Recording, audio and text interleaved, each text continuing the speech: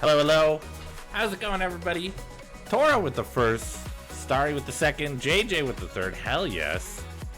Welcome in, Mist. Hello. Tora with the 5-stream streak. Mist with the 5-stream streak. Everybody's streaking. Keep your clothes on, guys. Keep your clothes on. How's it going? Welcome in. I hope you're all doing well. Ads? But the ads are... ads? But I feel free. Okay, I can't argue with that. That's reasonable.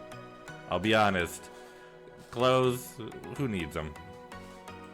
Who needs them? Who needs clothes? Not me. I mean, look at me.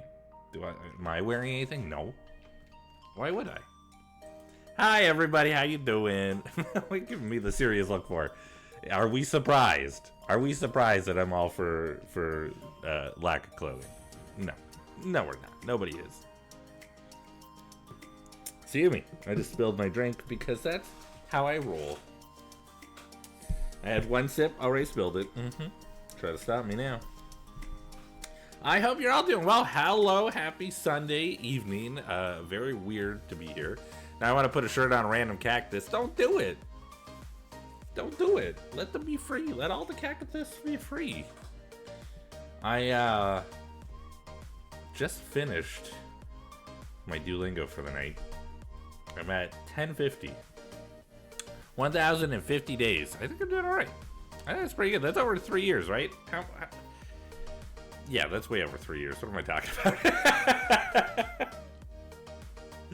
I know numbers and how they work. Who cares? Let's not talk about years and days, how they all work. Let's just pretend like what I said made sense and all move on with our lives, right? Speaking of things that make sense, we're gonna be making sense of Zero Escape tonight. Finally, we're gonna be getting to the end. I've been playing the shit out of this game on stream, and I pretty much only ever think about it now when nothing's going on and I have nothing else preoccupying me. I'm just wondering what the hell's going on in this dang freaking game, and I hopefully, at least have a pretty decent idea. I think I have a pretty decent idea of what's going on. I think I understand for the most part what's happening. And I don't mean like I feel like I'm following it. I've been following the game. I just feel like I put pieces together pretty well, especially some of the things I started to kind of guess, sort of. I guess about 2 streams ago, I started kind of make a few guesses that were a little bit more, I think, focused, thanks to a lot of what we had learned from going down the different paths. And then we started into the final path. And then we got really far into it, and we were just going for it, and then the game froze. And that sucked. That was not my favorite. But that's okay, because I think that we're going to be... I think we're gonna be just fine. I was able to catch up to where we were. I stopped right before that whole conversation that we had with Seven, because I think going into it tonight, knowing sort of where we froze, it might be worth going over it again. It's a big conversation. Axel. Thank you for the 9 months. Hi, Gab. Hello, Axel. I don't know why I'm giving you that voice. You do not have that voice at all. Hello. 7 months. Damn. Damn, Axel. Thank you. I don't remember what we're talking about. Oh, yes. We're going to be going back over that whole conversation with Seven, which is, it's going to be a lot, but I think that it's a good idea to kind of just, what am I trying to say? Just to kind of revisit the conversation, just so we're a little bit more caught up and able to kind of move forward cleanly. I think that's what I'm trying to suggest. So that's where we're going to be. And I don't want to wait much longer because I don't know how long it's going to take me. I work all this week. Maybe this is a good time to give a heads up. Next week, by which I mean starting tomorrow, I work like a full what's it like? I don't know. I'm full time with part time work Monday to Friday. So I'm doing part time in the morning, and then I'm doing a full time shift.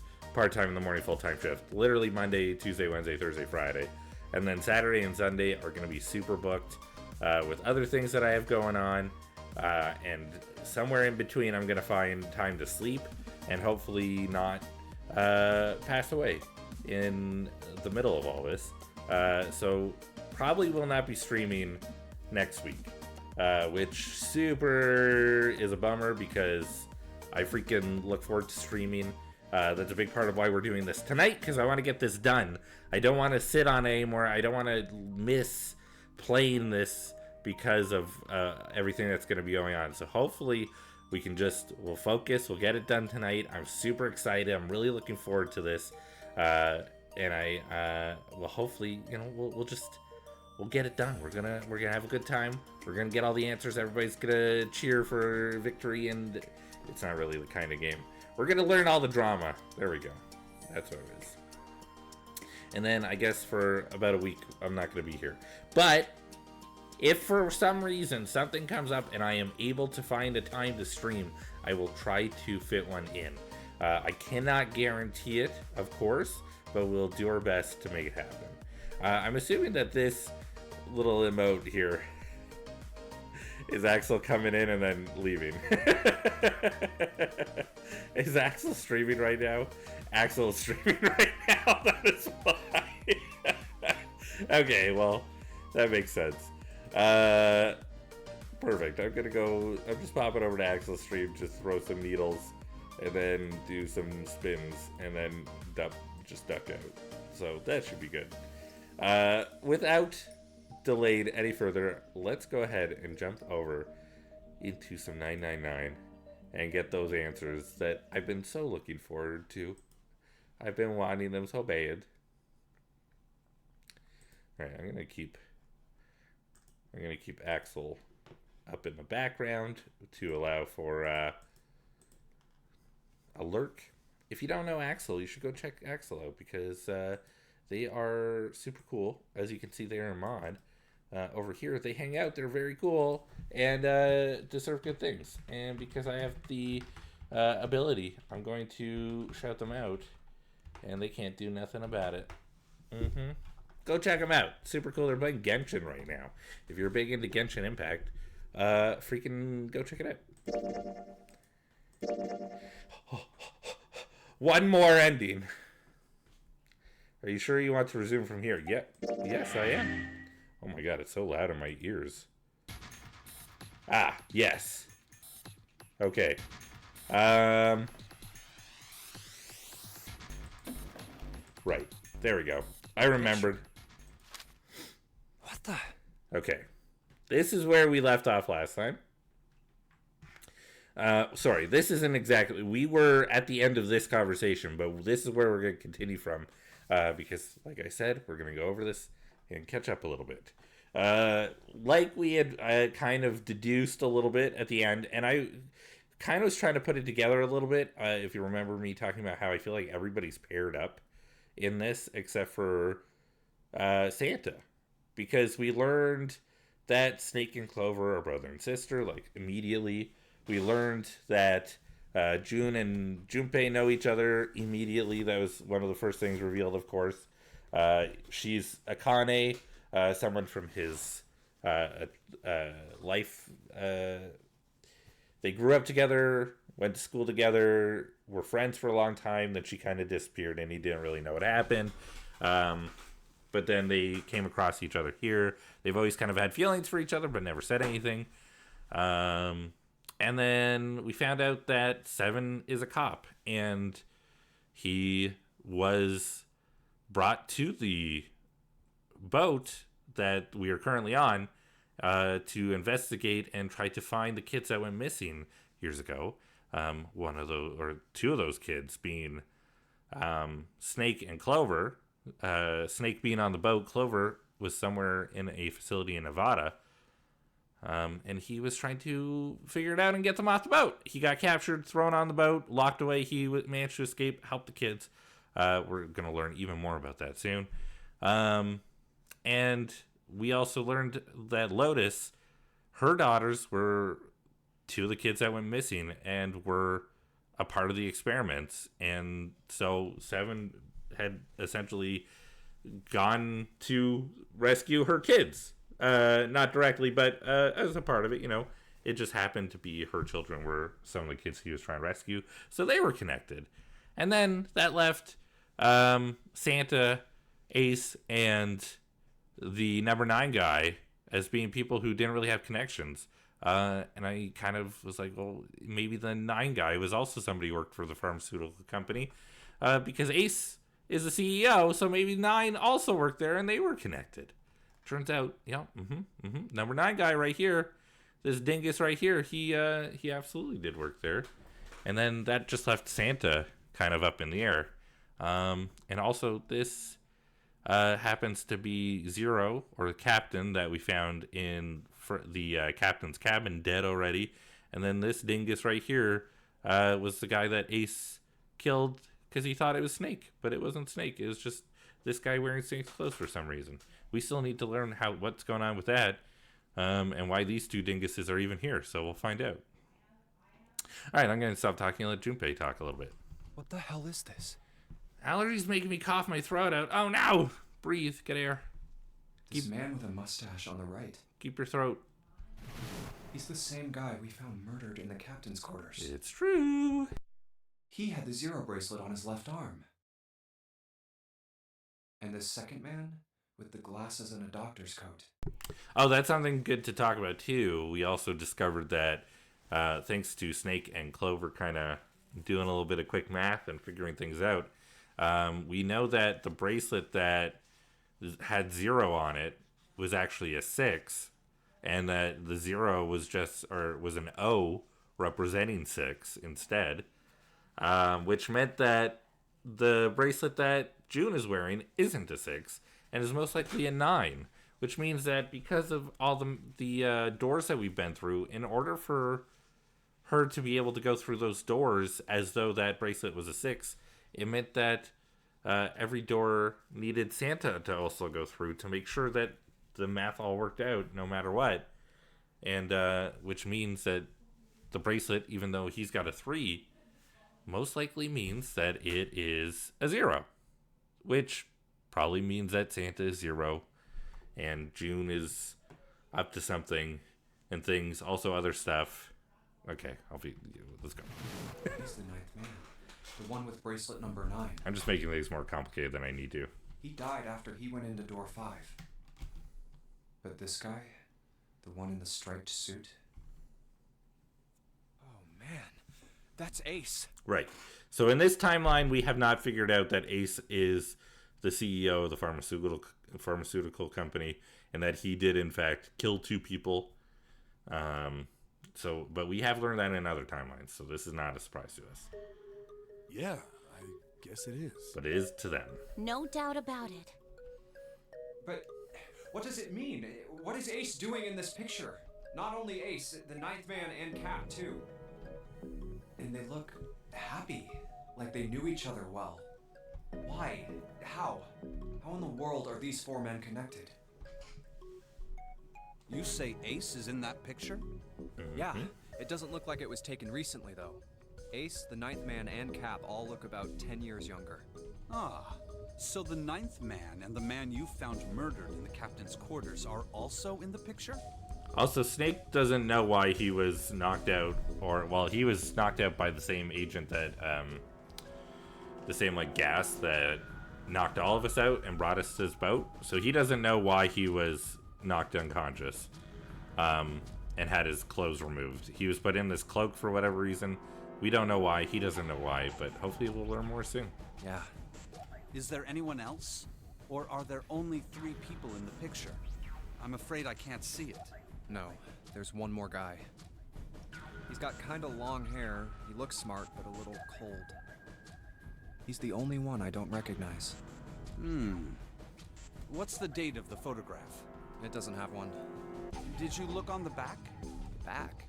Yes, the reverse. The other side. Huh. Praying for the success of the Nonary project. with Nijisaki, Kubota, and Musashido. Then the 4 men in this picture were the organizers of the Nonary game 9 years ago. That means Ace, the 9th man, and Cap were all responsible for making it happen. But I feel like I should be more shocked about this. But you know, because of another timeline. It's almost as if that's just how things were always supposed to be. Why?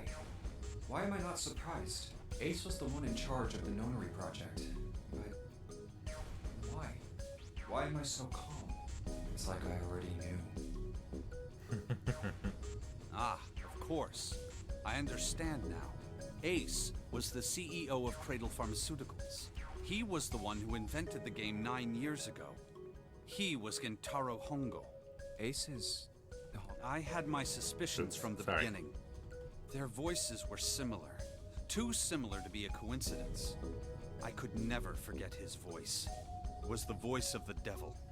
I couldn't be sure, though. After all, I had no way to check.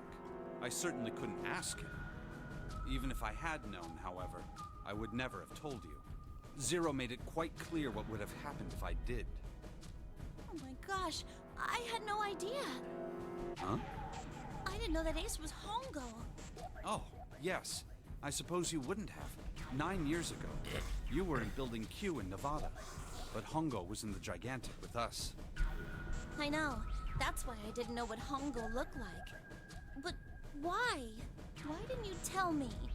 I mean, I'm your sister, right? You could have told me. I'm sorry. I apologize for keeping this from you. But if I'd told you, Clover, you would have told everyone else. And if you did, then I would have been forced to tell them about what happened 9 years ago. I had to prevent that. That's right, because he on the message with the Braille, it told him that if he were to tell everybody what happened to him and Clover 9 years ago, that he would be killed. Hey, Junpei. You think I could borrow that picture for a sec? Sure. Hongo, Kubota, Nijisaki, Musashido.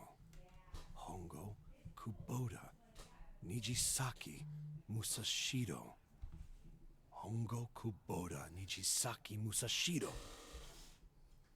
Hey, Seven, do you... Shut it! Just be quiet. I'm this close to remembering. This close. Hongo, Kubota, Nijisaki, Musashido. Cradle Pharmaceuticals. Nonary Project. Shit. What? What's wrong? Holy shit, this is nuts. What's nuts? I remember Remember what? Wow, the timing. Sarah, thank you for the 33 months. Thank you for resubscribing 33 months in a row. Damn, that is incredible. I love this little, what is this freaking raving crab? I'm all about it. 33 dancing crabs, hell yes. By the way, I was on, it was Blue Sky? Somebody had taken a quick moment to break down a bunch of different shots from the new Mario Kart World that's coming out for Switch 2. There's a freaking crab. You can be a freaking crab. I'm excited. I want to drive as a crab.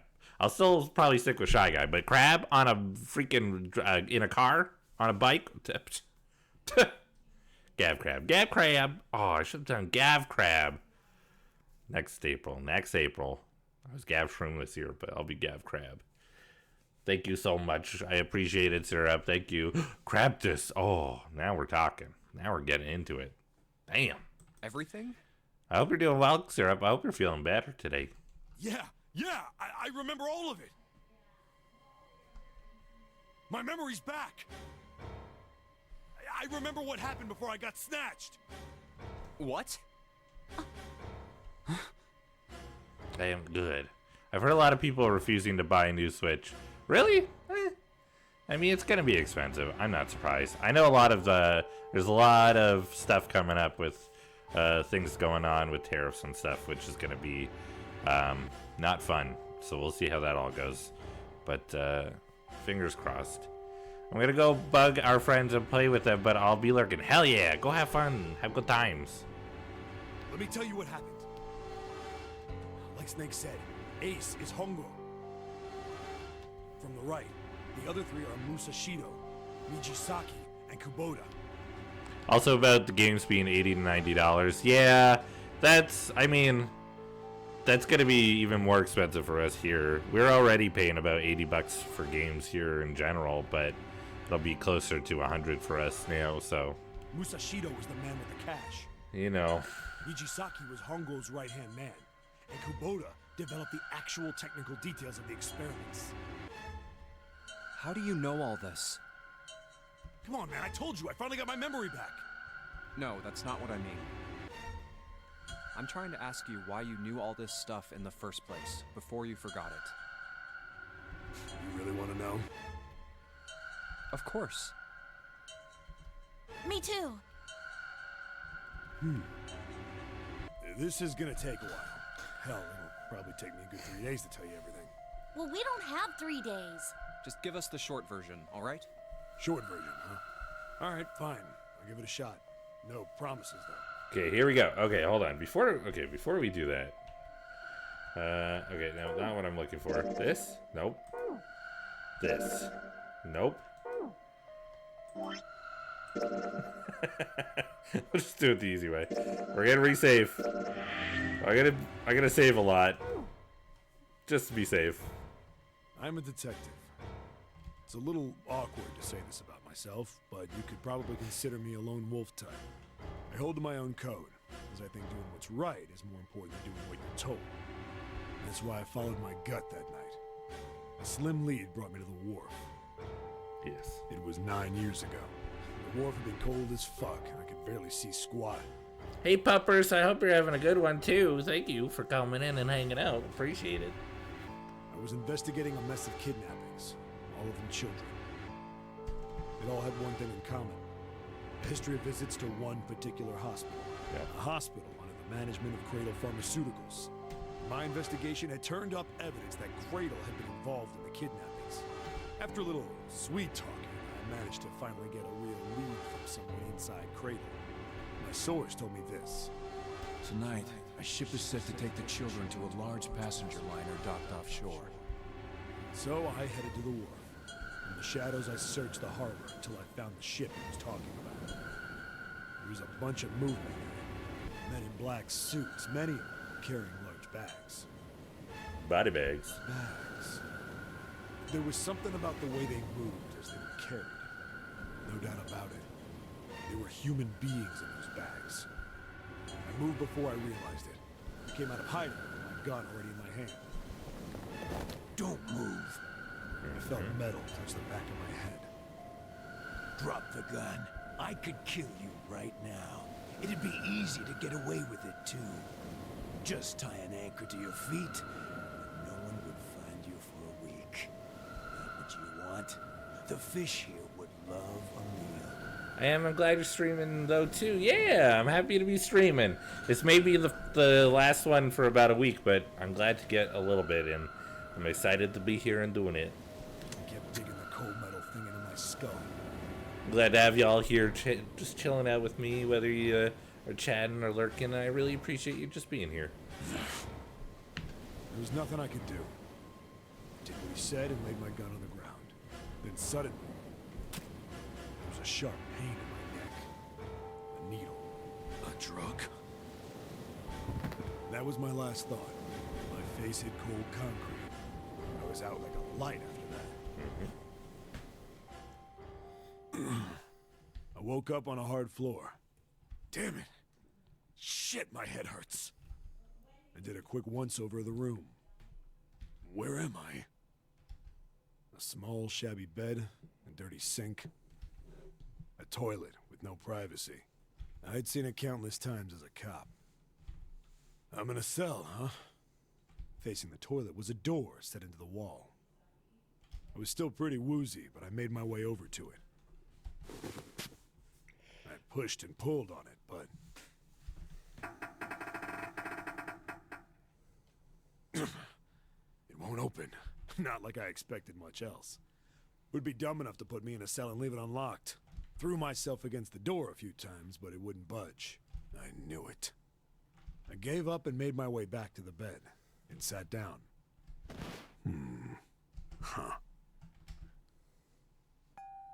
I sat there for a very, very long time.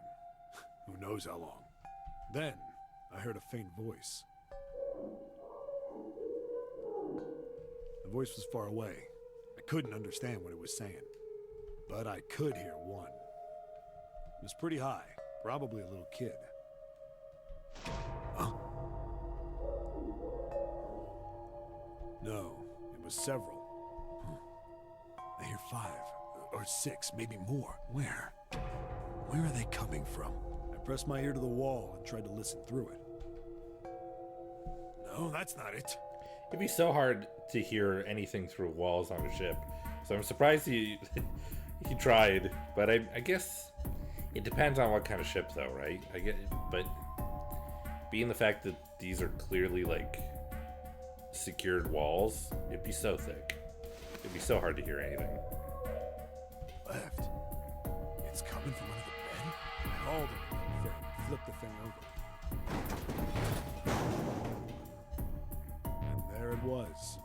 The bed had hidden an air vent under it. The hole in the wall was covered by a metal grate. I dropped flat on the floor and peered through the grate. I couldn't see shit, but I knew it in my gut. This was where those voices were coming from. Hold up. Why are there kids here? But then what my inside man told me popped into my head. Tonight, a ship is set to take the children to a large passenger liner docked offshore. Whoa, whoa, whoa. Am I on that ship? It didn't matter. All I knew was I had to get to those kids. I checked out the metal grate. Could I fit? I stuck my fingers in and grabbed it. And then...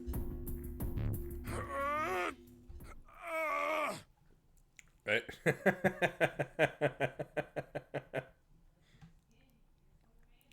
This is just me being a child.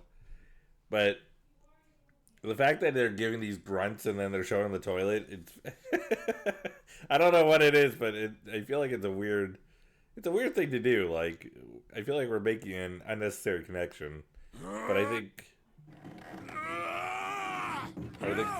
no, they don't show anything else. Yeah! How do you like that, you son of a bitch? I think if they showed other parts of the room, it wouldn't be so weird. I finally got the damn thing off. Sweat was dripping down my face, so I wiped it off and crawled inside.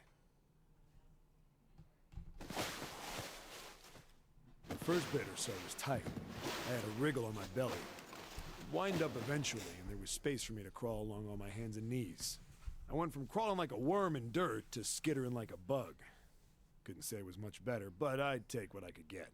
And when I'd been in the thing long enough to start wondering where it'd take me, a massive sound nearly scared the piss out of me. It was like a heavy metal door had just been slammed shut. Then, there was a voice.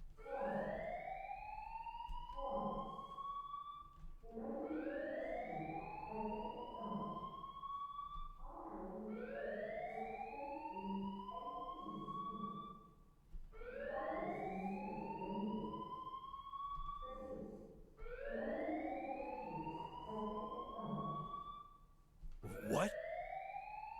I wasn't sure what it meant, but anything with incinerator is bad news. Then, almost as if that was a cue, I heard a mess of young-sounding voices.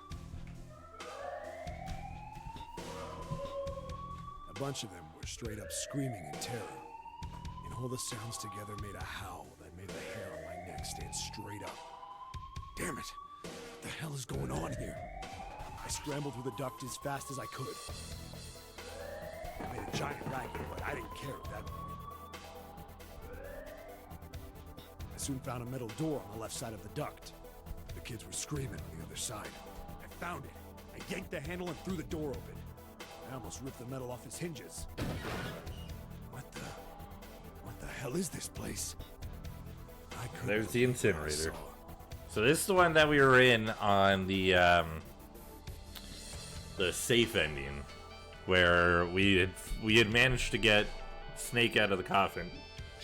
Excuse me. After Ace had already killed Clover. Pardon me. And then Ace took the door that we just went through with Lotus and who else? With just Lotus, because he had the other bracelet, so he was able to go through. But it's interesting because I just realized we went through the big doors last time, which brought us straight to the incinerator. But in this timeline, Santa took June, Ace, and Lotus through the double doors, and we went through the single doors, which is bringing us through the puzzles. So who knows what's happening at the moment with those folks? The room had a dome up top. There had to be about 9 walls, all the same size. And the ceiling was an upside-down funnel, almost like a chimney. I looked down. There they were, the kids I'd been searching for. They all gawked up at me, suddenly silent, for the moment, from surprise and fear. Scared of the room or me, I couldn't tell. Probably both, actually. Not like I can blame them running into a mug like this when they're already scared shitless. I snorted at my own dig at myself and turned to the kids. I like that he's remembering how he made fun of himself and he thought it was funny. Don't worry, kids, I'm not your enemy. I'm one of the good guys. All of them stood there, frozen. Well, except one. He was a boy, slightly older than the others, in a private school uniform. Who the hell are you? He stepped forward and glared at me suspiciously. I'm a detective. I'm here to rescue you. It looked like they relaxed some the second I got the words out. How are you gonna help us? Where's the exit? There isn't one. The doors we came in through won't open, and the door over there... He kinda cut himself off. I think he was considering something before he changed his mind. Anyway, there's no point. We can't all get out of here. If we don't get out of here, we're gonna be burned to death. Burned to death? Can't you hear it? That voice said the incinerator's gonna start up soon. So... The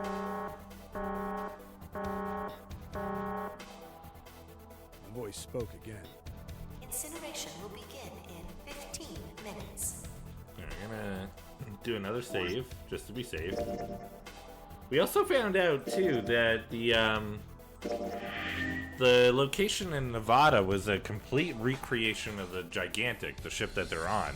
It was just done in a building, and the two locations were connected by the people who were considered... Okay, I'm gonna forget this again. I think it was Danger and Epiphany, and the people at Epiphany were trying to get the answers to the puzzles and give those answers to people at Danger so that those folks could solve the puzzles and get off the ship before time ran out. But then this is where everything kind of culminated, was at this incinerator. Some people already went through the 9 door, and then we're gonna learn more.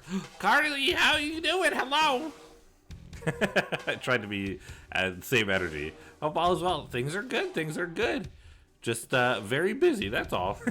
I hope you're doing well. I hope things are going well for you. Okay. They only had 15 minutes. I looked back down at the kids.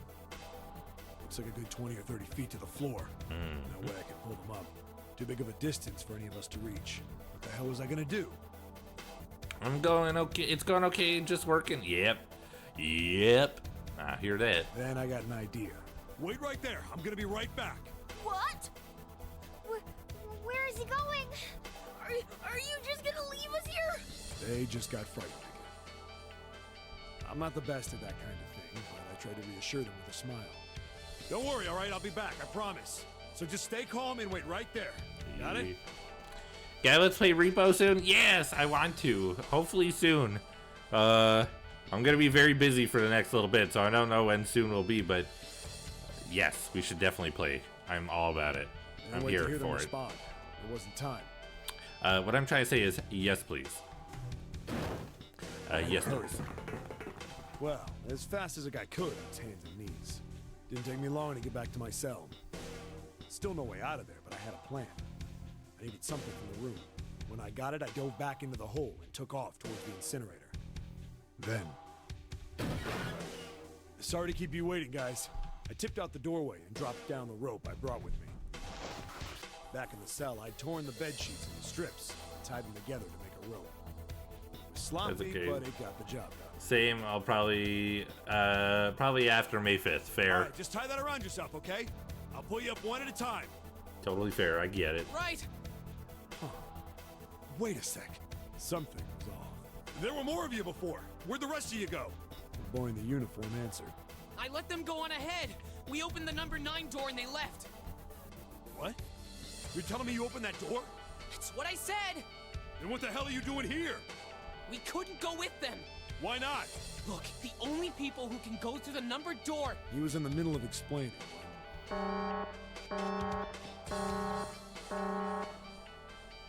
Incineration will begin in 5 minutes. The wall shook a bit, and a voice bouncing around.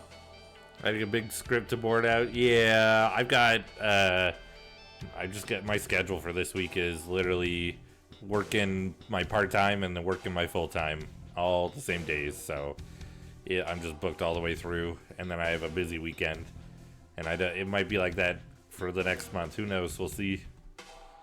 Look, that can wait, all right? Just get us out of here. Right. I grabbed onto the rope. But hey, we'll get paid good money, hopefully. First one I pulled up was a girl with a ponytail. Next was a girl with a red necktie. A boy in a jacket came after. He said he'd climb up on his own. The boy in the uniform was the last up. Like the other kid, he climbed up the rope himself. He looked pretty scrawny, but I guess he was stronger than he looked. He moved fast, but when he was almost to me, we heard some knocking. Everyone looked at the door. It had a thick, square window set into it. On the other side, an angry face was staring in. God damn it! What's going on here? Why is the room empty? Where the hell are those fucking kids?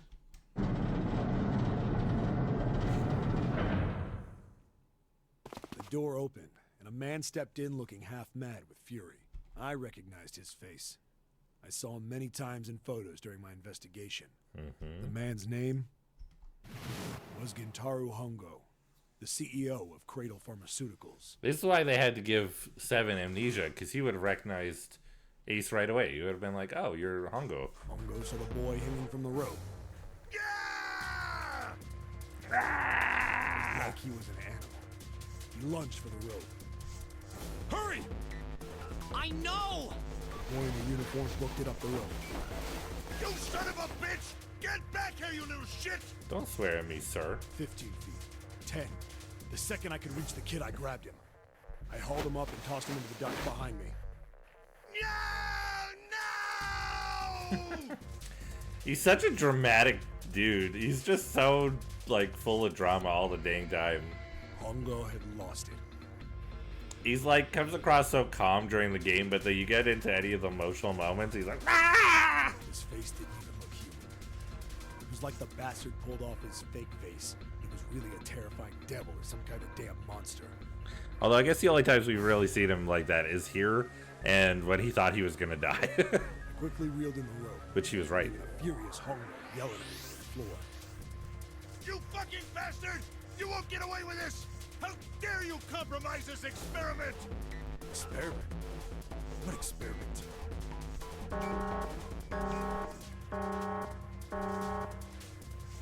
Incineration will begin in 1 minute. Hey, old man! What the hell are you doing? Hurry up! The boy in the uniform was trying to get my attention. I may have thrown a salute in the raging asshole's face before I closed the door behind me. No point to going back to the cell, so we went down the other direction instead. After about 30 feet, we came across another duct on the left. This one was heading down. Barney nodded and took turns sliding down it. The duct emptied us out into a narrow hallway. There was a door on either side. The one on the left was a normal double door. But the one on the right was familiar. It had black and yellow stripes. A device next to it on the wall. Also a giant sign about, well, not giant, but a big sign over it that says incinerator. Plate on it read, incinerator. incinerator? Yeah, that's where we were. It was the girl with the red tie who answered me. We were inside an incinerator? Yeah, Hongo might still be there. It looks like it's been shut off, though. Wait, what? If he's still in there... Yeah, that's not good. That meant we better. We gotta get out of here. Go to the other door, hurry! The kids started running, and I was close on their heels. On the other side of the door was a large spiral staircase. Run! Didn't need to tell them twice. Up and up and up. Feet pounding the steps. Our arms moving fast. Round, round, round. The devil was on a tear. The stairway kept going. We passed a couple of landings when we were in the uniform suddenly split. Something's up. Akane's not catching up to us. Akane? My kid's sister. The girl with the red necktie. Akane. That's strange. I didn't remember seeing that name on the list of missing kids. Hey! Akane! He kept his hands around his mouth and yelled. Nobody answered him. I don't know why he didn't say that. Maybe we outran her. I'm gonna say because weird things always make me nervous. And that was a weird thing. Wearing the uniform skidded to a stop. I stopped too. So did the other two kids. When did we do that? Well, we passed a couple big rooms on the way here. Maybe she took a rest in one of them? No, that's impossible. Sorry, Grandpa. You keep going. I gotta go look for her downstairs. He turned to go. Hey kid, wait! God damn it, I said wait! I don't think the kid even heard me. Fuck! I spun around to the boy in the jacket, the girl with the ponytail. I'm going after him. You two keep going, all right? Got it? The girl nodded and ran up the stairs. The boy. I'm going with you. I didn't have time to argue. I just nodded and took off down the stairs. I could hear him following me. We ran all the way to the bottom floor, calling for her. Akane was nowhere to be found. God damn it, where the hell did she go? I could tell the kid was frustrated. And then suddenly... Help me! Somebody help me! we heard a girl's voice. Akane! The boy in the uniform threw open the door and leapt into the hallway by the incinerator. We rushed in after him. I couldn't for the life of me believe what we were seeing. That bastard Hongo had Akane by the arm and was forcing her into the incinerator. Come on, goddammit, move! Oh, interesting. We can see right here, Akane's number was 5. That's interesting. No, I don't want to! Let me go, please! Let go of me! I wonder if I missed our opportunity to see what Santas and snakes were. She planted her feet squarely on the floor and was struggling to get away. But Hongo was bigger and stronger. She wasn't gonna win. Akane! My brother roared with anger and charged toward Hongo. Help me! Ah! You're too late, idiot! Who calls a kid an idiot? I mean, who kills children, but like, who just like sees a kid and like, idiot? Hongo lifted Akane bodily into the air and threw her, still fighting her, into the incinerator. I feel like my priorities are skewed. Before we could even blink, Hongo had leapt through the door after her. We saw him land inside.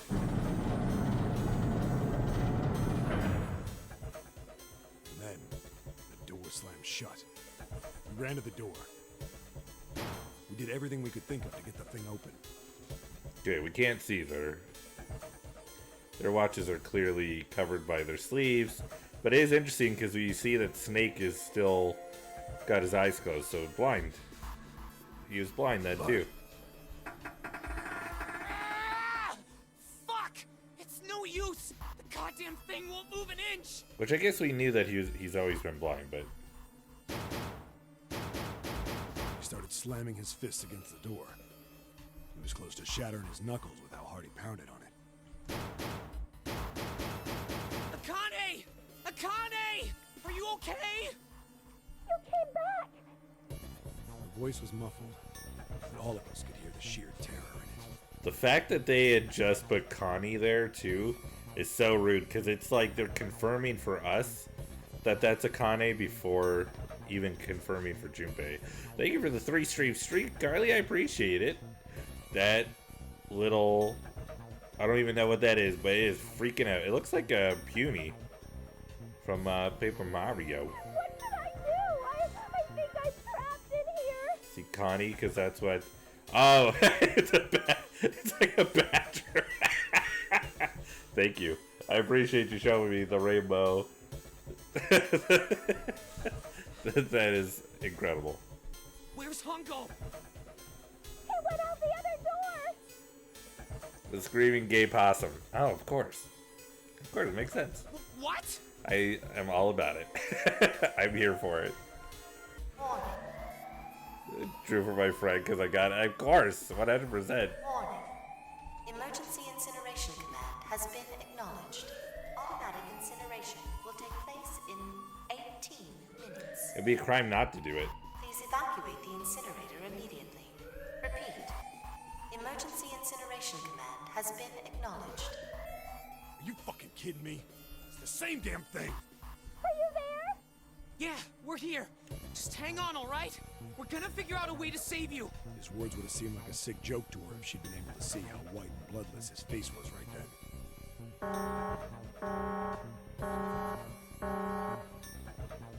Incineration will begin in 17 minutes.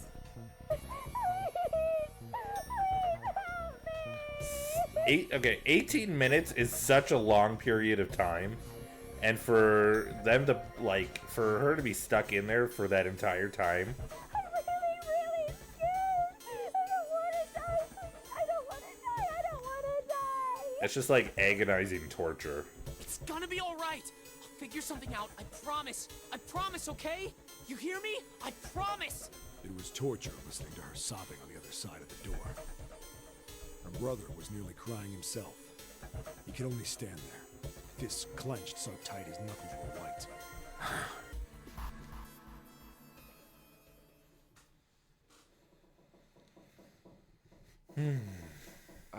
What happened then? We're just making sure we don't need to freeze and go through all of it again. Come on, man. Put yourself in my shoes. It doesn't end good. You think I want to remember that? Then... Yeah. Shit. If I'd known it was gonna be like this. Hey, are you sure? Huh? Look, I don't want to ask this either, but there's something I don't get. So if you could just tell me, did that girl, Akane, really... Yeah, I'm sure. There wasn't anything we could do. After a while, the countdown ended, and we heard something burning. The fire stopped, but we still didn't move. Me and the jacket kid were frozen. The boy in the uniform collapsed as if he couldn't hold himself up anymore. A few minutes passed. The door opened.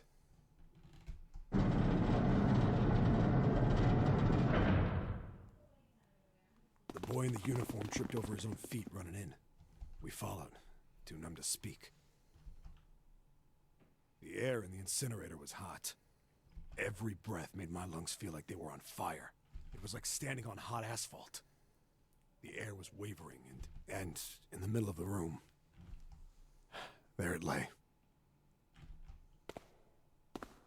The kid's legs were shaking so bad, I don't know how he managed to walk. I couldn't see his face, but his body somehow looked empty. Finally, he reached it. He fell to his knees as his legs gave out on him. And then...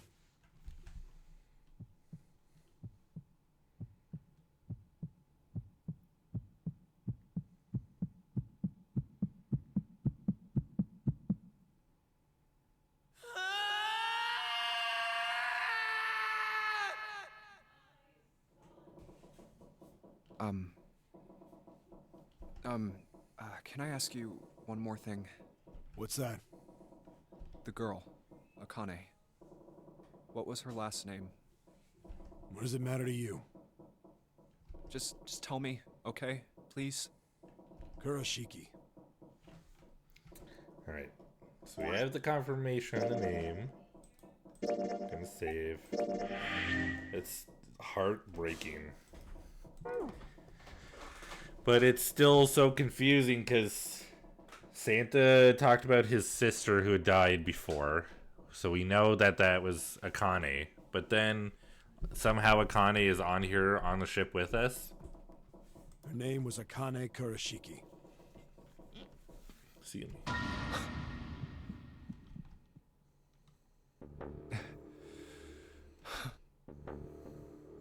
You were there that day, weren't you? The tall kid in the jacket. That was you, wasn't it? Yes, it was. You are correct, Detective. Yep. Okay. So far, so good. I'm going to save one more time because we just got through the bulk of that conversation, which is great. We are now in new conversation territory. This is where we froze last time. So it's about time to get some answers. Don't misunderstand me. I told you before how Zero threatened me. There was nothing I could do. I couldn't say anything about what happened 9 years ago. So you're saying you're not working for Zero, right? Of course not. Clover, what about you? Hey, come on! You really think I'm working with Zero? I told you before, you idiot! I was in Nevada, in Building Q. I did hear that a detective rescued the kids on the boat, but I didn't know it was you. Well, I guess I believe you. All right, let me ask you another question. Santa's real name is Aoi Kurashiki. He's Akane's brother. You know that? No, I didn't. Did you? Well, yes. I know Aoi Kurashiki was her brother, but I didn't know he was Santa. At least not from the beginning. 9 years ago, he was in the middle of puberty. His voice is entirely different now. I'm ashamed to say that even my exceptional hearing wasn't able to make that connection. As such, I had no reason to think Santa was Aoi. When did you figure it out? Clover told me that Santa might have been one of the subjects of the initial experiment. Because we were talking in the cabin and putting pieces together, and Clover was connecting things to what she had been through. It was only a short while ago, while we were leaving the library. When she told me that, I had a feeling. Santa is Aoi? Akane Kurashiki, June's brother? Oh man, this is... I'm sorry, I've got to say it one more time. I got a little PTSD from the crash last week, so... There's still a lot we don't know. I mean, like a lot. But there is one thing I think we can say we know. What's that? The body we found in the shower room. It had to be Nijisaki, dressed up to look like Snake. What? Come on, man. What kind of detective are you? You didn't figure that out already? Hey, rude. Go easy on me, man. I just got my memory back, all right? Cut me some slack. Well, if he is, the 3 murders make sense then, don't they? Yeah, that's right. Murder. Kubota blew himself up, but that was murder too. Yeah. So why did these murders take place? If Junpei is correct, and the body in the shower room was Nijisaki's, that means all of the people who were murdered were involved with the creation of the Nonary Project. It's Ace trying to get rid of the people. Well, we know for a fact that Nijisaki was a mistaken identity thing because of Ace's prosopagnosia. He was unable to tell who it was. He assumed it was Snake because it was the same clothes. He couldn't distinguish the difference in the faces. So he killed Nijisaki thinking it was Snake. The 9th guy he used as a test to kind of see, you know, is this real? Are there actually bombs in our body? Turned out it was. The guy died. And then we don't know what happened with the captain, though. But it's convenient that all the people who had the most information on what happened 9 years ago are being wiped out. And the only person who is still alive is Ace. And he's, whether intentional or unintentional, finding ways to clean up anybody who might have information. And he's kind of burying it. Kubota, the person who conducted the actual experiments. Number 9. Nijisaki, Hongo's assistant. Guy X. Musashido, the man who financed the project. And the captain. You mean this was all just revenge? Santa is Zero. He's getting revenge for the death of his sister. The death of his sister, who is still alive and on this ship. That's why he killed them. No, I don't think Santa actually murdered anyone. If I'm right, then it's not hard to figure out who the next victim's gonna be, is it?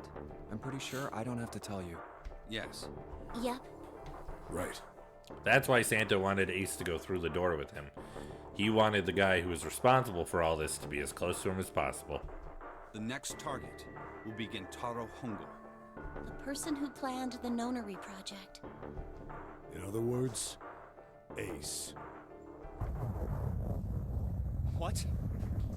What the hell's going on here? It must be 6 a.m. Our time is up. Shit! Come on, we need to get out of here. How? I'm betting this sucker opens the exit. Come on, let's go. New material has been added to your files. Is it all the things? Key card 0. A key card with a 0 in the middle of it. 0. 0. God damn it. Zero's just screwing with us, isn't he? Alright. Well, I think we... Oops. That's not what I wanted to do. There we go. I always know how the controls work. I know what I'm doing. Where's my files? Menu. File.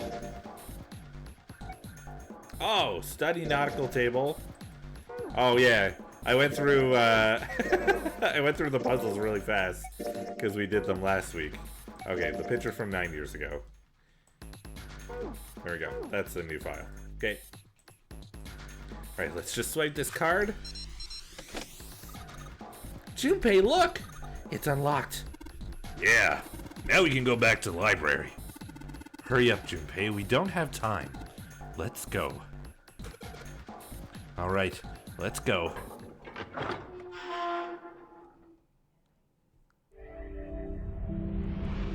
You found it. I did. I did. Huh. Gained all memories in Escape in 999. Gained all memories. Damn. It would seem so, but we are yet to be out of danger. You're right. Let's hurry. This exit needs the Uranus card too. Hey, Junpei. Yeah, I know. All right, it's open. Let's go. Okay, Neptune Key. Let's see if you work. Perfect. Yes, I think it unlocked. Everything coming together. Okay, let's see what our... Oh. Let's see what our flow screen looks like. Okay, so we're only a few in, but we've got a few to go still. Ah, the incinerator. Incinerator. So this is the incinerator.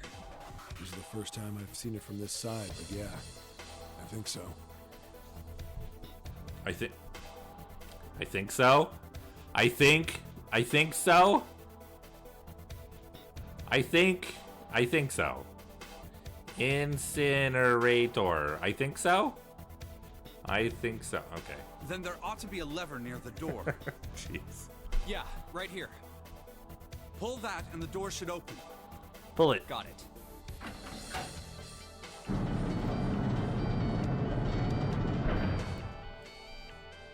Let's go.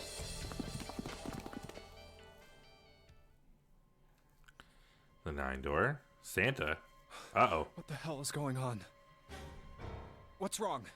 Are you okay? Jumpy, you came to get me. Uh-oh. She in bad shape. We know she's in bad shape. We already know she keep passing out. Well, she's not passing out. She's kind of passing out. Never mind. Yeah. She keeps getting a fever. Of course I did. I made a promise. I'm so glad you're here. So glad. Hey, what happened to you? I'm fine. I just fainted. I wasn't feeling very good. I was right, apparently. I'm feeling a lot better now, though. Are you sure? Yes. I just need to rest a little longer. I'm sure I'll be fine. You shouldn't worry about me. Santa. Hey, where is it? Where's the gun? You hide it somewhere? Oh yeah, he had the golden gun. I don't have it. Hongo has I it. got sucker punched and they took the gun. They took the gun? Both Ace and Lotus? Does Ace have Lotus? What? Who took it? What? Isn't that obvious? I took the gun. Yeah. Yeah, okay. So we've been here. We've seen this before. We've seen this once before where he had Lotus. Just what the hell do you think you're doing, Ace? Or maybe I ought to say Gentaro Hongo, CEO of Cradle Pharmaceuticals? You have me at a disadvantage, and I don't like that. You know me, but I don't know you. Doesn't even recognize him. Do you have any idea how much I've suffered? Can you even begin to understand my pain?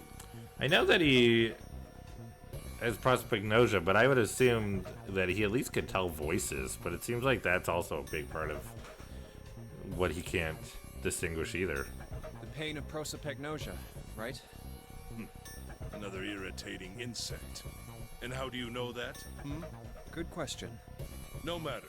If you don't want to answer, it makes no difference to me. This is a waste of time anyway. It's time for me to go. First is 1. Give me your hand. 8. And with this, 9. The ninth man. Kubota's bracelet. Because whoever, if you add 9 to anything, it still comes out to the same total. I believe I've won this game. I've had quite a time playing with you. I must thank Zero, I suppose. Wait, what? Ace doesn't know who Zero is. What the hell are you planning, Santa? At any rate, this game ends now. I will escape, and the rest of you will have a slightly less pleasant ending. I suggest you enjoy your final moments. Goodbye. Wait! He has to bring Lotus with him. What? Why isn't it opening? Because it doesn't need the digital root of 9. It needs probably what Santa has. One more time. Now open!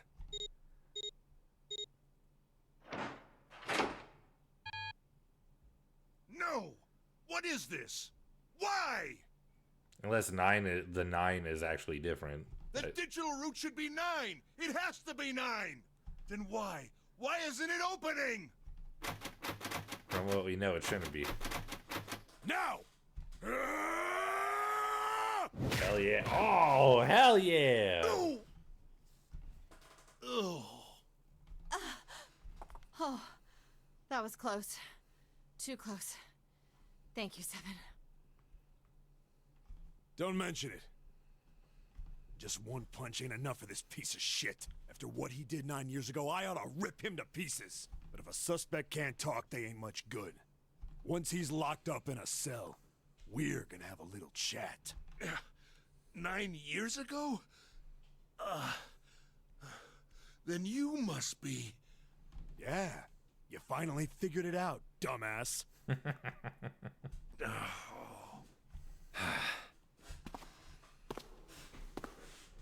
Ace. You killed Kubota, Nijisaki, and Musashido, didn't you? Wait, Nijisaki? Oh, right. You don't know yet. All right. We'll just go through them in order then. Let's start off with Kubota. You talked to Kubota and managed to convince him to go into door 5 alone. You killed him without making it look like you killed him.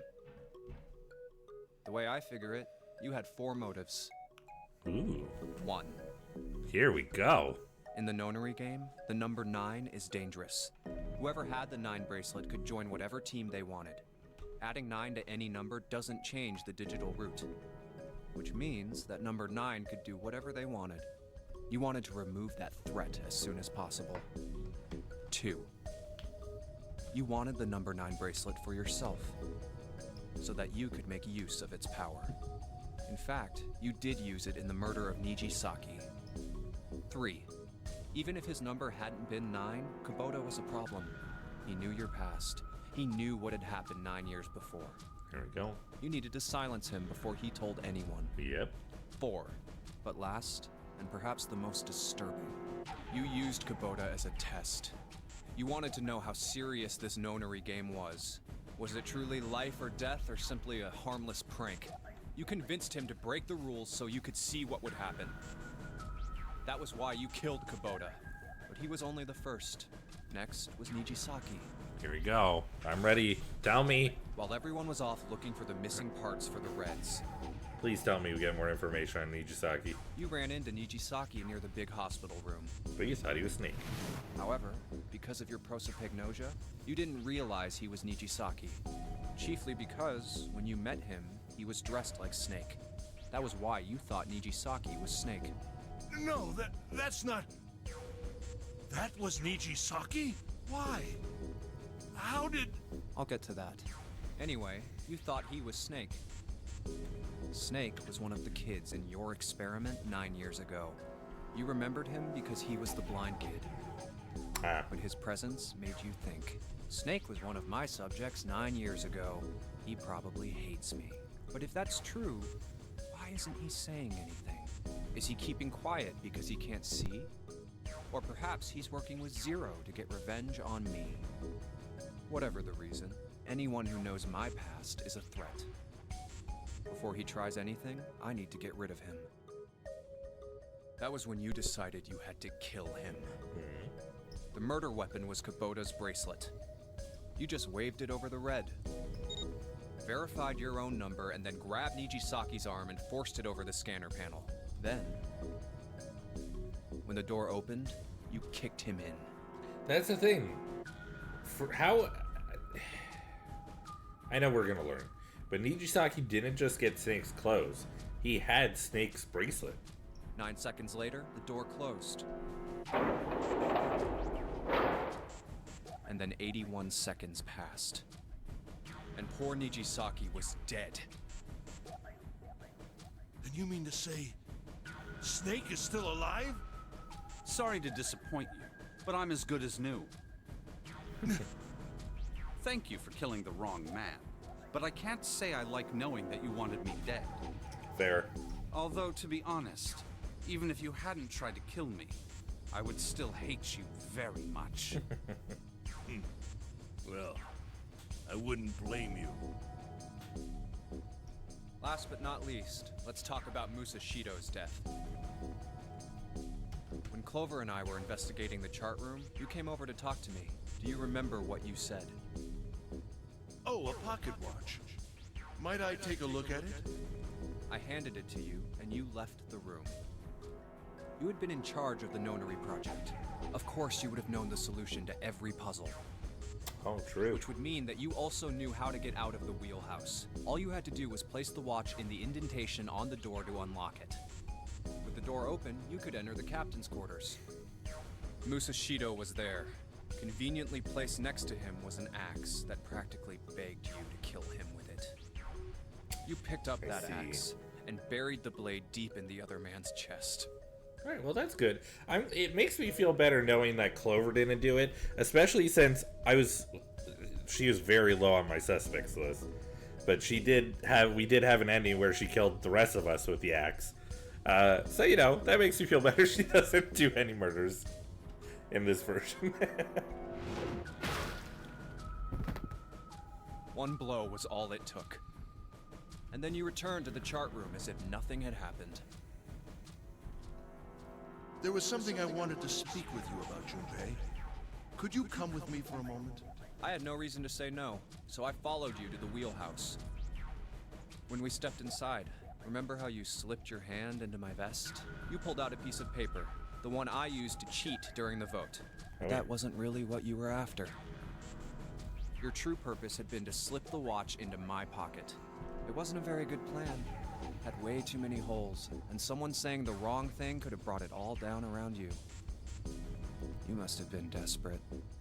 But what made you willing to risk it all to do it? Ace, Musashido's murder is the only one I don't understand. You obviously did it. But why? Because of this. What's with the paper? Just read it. Let's see. Number 1. There are 2 ways you might survive this ordeal. The first is to win the nonary game. The second is for you to confess your sins of 9 years past. So he assumed that Musashido was Zero? I have prepared a camera in the captain's quarters. Ah. The images captured by that camera will be streamed through a satellite and distributed across the world. Simply look into the camera and repent. Once you have confessed everything, I will release you from this ship. I see. To make your confession more credible, I have left you a witness in the captain's quarters. Perhaps he will confess with you. The decision is yours. Do as you please, Zero.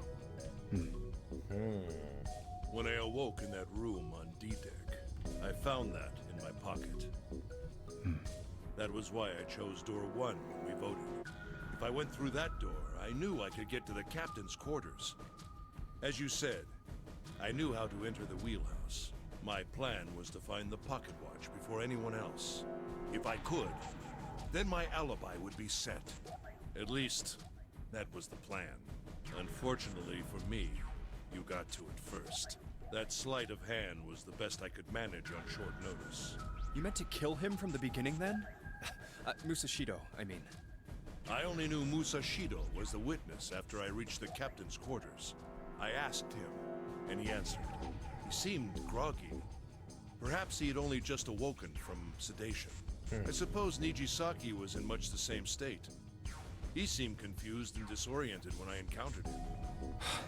But yes, you are correct. I intended to kill him from the beginning, even though I didn't know who he was. I proceeded to the captain's quarters in order to remove this so-called witness. Ace, you figured it out, haven't you? You were being manipulated. Yes, so it would seem. He's pretty easy to manipulate. It was little more than a puppet, in many ways. Everywhere I went, everything was already prepared.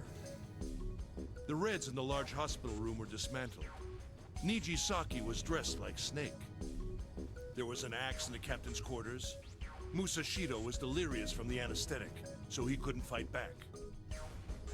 Nijisaki as well. In retrospect, I can't understand how I could have fallen into such a simple trap. But yes, this was a trap. It was Zero's trap. And I fell for it, hook, line, and sinker. I did everything he wanted me to do. Because you're a hook, line, and stinker. Yeah. By manipulating you, Zero was able to kill 3 people and keep the blood off his own hands. All of this was revenge for what happened 9 years ago. That's why this nonary game happened. Am I right, Santa? Huh? What the hell are you talking about? I don't know any... Wow, that is the biggest liar voice I've ever heard on this guy. That's so very clearly like, what the hell are you talking about? I don't... Ain't no point trying to play dumb anymore, Santa. Actually, I guess I should call you Aoi Kurashiki, huh? My memory came back to me, kid. You're Aoi Kurashiki, no doubt about it. Never thought I'd be back in this room talking to you. But hey, I guess this was all part of your plan, right? After all, the person who planned the nonary game this time around was Zero. And Zero's you. Looks like you really do have your memories back, huh? Well, I guess there's no point in hiding it then, huh? Yeah, you got me. I'm Aoi Kurashiki. I was one of the kids in the nonary game 9 years ago. Tell me everything. I made it out. So did Snake over there. Yes. But there's one thing... No, I guess there's 2 things you got wrong. Number 1, I ain't Zero. It's because it's June. What? Wait, what? Sure, I was helping Zero out, but I'm really more of an assistant, like a secretary. Thank you, Tora. But an assistant's only an assistant. I didn't come up with all this. All I did was follow Zero's orders. Yeah. Then, if you're not Zero, who is? It's June. Calm down there, Junpei. It's Akane. Didn't I say 2 things? You made one more mistake. Junpei, you just said all of this was revenge for what happened 9 years ago. That's why this nonary game happened. But that's not it. Revenge isn't the only purpose. there's another reason you guys were playing the nonary game. To save someone. Akane. Save someone? Right. You were brought here to help my sister. To save Akane. What the hell are you talking about? Akane Kurashiki died 9 years ago in this room. I was there. I saw... What? What the hell? Where is she? Where's Akane Kurashiki? Ugh! Oh, my head! My head, it feels like it's gonna pop. What's going on? Seven! What the hell is going on? I don't know. I just... Oh! I swear to God, my head feels like it's about to explode! What was the Nonary Project? I'm sure you know already, but I'll tell you one more time. It was a project designed to test a particular phenomenon. And what was that phenomenon? For two organisms to communicate with one another in the absence of physical contact. The morphogenetic field theory. Could human beings use these invisible fields to exchange information? That was what this experiment was conducted to determine. There were two separate locations. One was the Gigantic, and the other was a building in Nevada called Building Q. Danger and Epiphany. The 9 children trapped in Building Q were faced with numerous puzzles, copies of identical ones on the Gigantic. They were told to send their answers into the morphic field set and transmit them to their brothers and sisters on the Gigantic. Okay, so this feeds into what I was questioning, because if Clover and Snake were separate, why were Santa and Aoi and Akane not separate? Why would they be both on the Gigantic? The transmitters were put in Building Q, and the receivers were put on the Gigantic. Each sibling pair was supposed to be split up, but there was a mistake. Akane was a transmitter. Right. She should have been in Building Q. However, for some reason, she was placed on the Gigantic with the receivers, like me. Perhaps she was mistaken for someone who was supposed to be in Group A. Whatever the case, Akane ended up on the Gigantic. I think I've told you enough. You get it, don't you? I'm pretty sure you know where this is going, Junpei. Where what is going? Don't play dumb. You know things you shouldn't. Things you couldn't. Because he was receiving information through the morphogenetic field. How did you know Ace had prosopagnosia? How did you know why Ace wanted to kill Kubota and how Nijisaki was killed? Were you surprised when you found out Ace was Hongo? And what about the coffin Snake was trapped in? How the hell did you open it? Well, that's...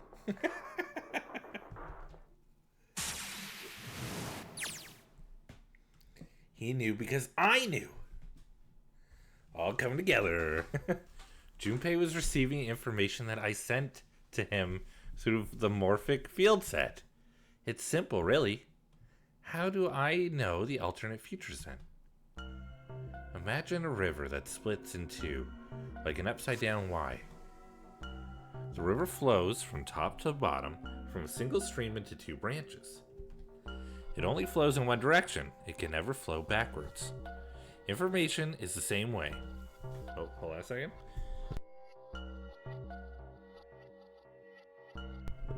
Pardon me, I had to do a big burp and I didn't want to do it on mic. It moves from the past to the future, but never flows backwards. That's why people at the river source in the past will never know about those downstreams in the future. But the people downstream will never know about one another either. Information only flows along the path of the river. But I am different. I can manipulate the morphic field set to pluck knowledge from the future. I know what happens on either fork of the river, even though the people on either fork know nothing about one another. Now, who am I?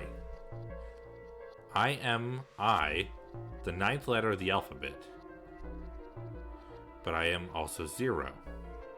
No, that's not true. I'm not really 0. Not yet, perhaps. You could say I am less than 0. 0 is my future. In 9 years, I will be 0.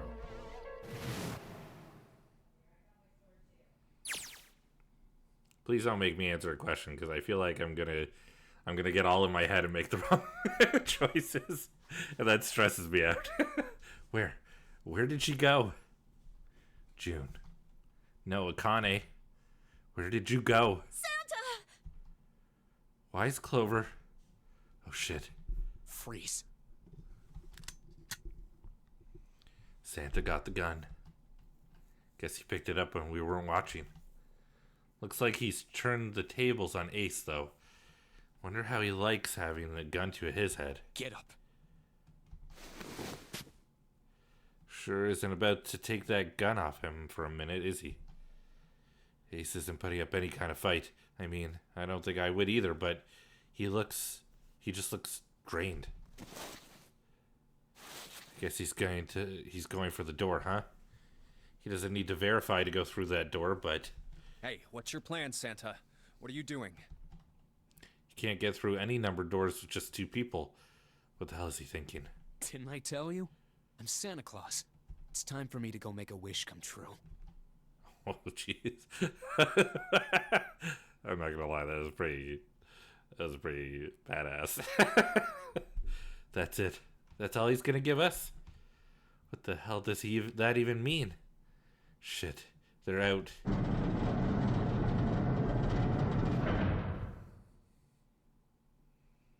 Now the gate's shut. Looks like the rest of us are stuck in here. They're all looking at me. At least Seven's headache is gone. He seems to be alright. Well, I guess there's no harm in trying. Let's see if the door still opens. Damn. Well, it looks like this door isn't opening anytime soon. You mean we're trapped? So it would seem. What the hell is Santa trying to do? Oh my gosh. Oh my gosh, what? Have you considered where we are? There can really only be one thing Santa would do now. No, you can't be serious. Oh, but he is. Shit. We gotta do something. Maybe we can still get out through door 9. There's the red. Yeah, alright. We can do this. I've just gotta... No. It's not gonna work. There's no way. The 5 of us can't open this door. 2 plus 4 plus 5 plus 7 plus 8 equals 26. 2 plus 6 equals 8. Is there any combination that'll work? Junpei, can I borrow your pen and notebook? Sure, why not? I don't think I'm gonna need them. Ever again. Well, she certainly looks purposeful. Looks like she's writing equations, a lot of them. Oh man, she doesn't look very happy. What? Hey, no need to be ripping pages out like that. Jeez. What the hell are you doing, Clover? Give me that! Alright, at least I haven't got it away from her. Maybe now I can get a look at what she was writing. Let's see. 2 plus 4 plus 5, okay. 2 plus 4 plus 5 plus 7 equals 18, which means that the 6 would be the only one? No, Lotus won't be able to go through. So that means the only person who wouldn't be able to leave is Lotus.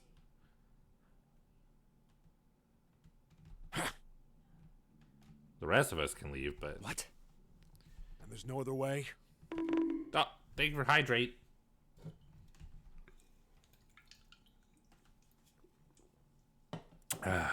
Appreciate. Looks like she figured it out, though. Hydrate is important. You're not wrong. Man, this is just too cruel. It's okay. Go. Lotus. Come on, you know we can't do that. Oh, don't give me that. I'm sure you'd love to get rid of me. Boo. God damn it, you idiot! Whoa, where the hell did that come from? Looks like she expected that about as much as I did. Without... if you're not... Look, it'd be bad, alright? For a cop, you sure doesn't have much confidence. Bad? Yeah. Alright, this is pretty cute, actually, now. This is pretty cute. If there weren't assholes like you around, I'd be out of a job. Okay. Uh-huh. Look, I'm just not leaving you behind, alright? End of story. 7. He's right. I'm not leaving you either. Me too. You didn't honestly think I'd abandon you, did you? You're all idiots. Oh, thank you, cheese. Act as tough as you want, Lotus. We can all see you're about to cry. That being said, however, I doubt we would be able to open the door anyway, even if we were to leave Lotus behind. Just as a heads up, we got an ad happening in about 1:30. Huh? Why? I trust you remember what happened to Ace? Yeah. I couldn't see exactly what happened, but I was able to guess what he was attempting to do earlier at the Red. What's your favorite cheese? I like a nice, like, Havarti. Like a strong Havarti, because you get a nice creaminess with it. Especially if they do, like, dill Havarti. A+. That or, like, Gouda. I like to, like, do nice, like, slices of Gouda on stuff. Also good cheese, good cheese. I like sharp cheeses. Oh, yeah. No! What is this? Why? There's nothing wrong with a good cheddar. When it comes to, like, base cheese, cheddar's just a good place to start, you know? The digital route should be 9! It has to be 9! Then why? Why isn't it opening? Just to see, why don't we give it a shot? Give it a shot. Yes, that is what I said.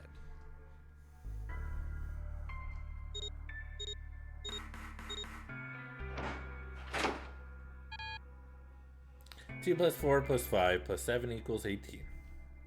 1 plus 8 equals 9. You were right.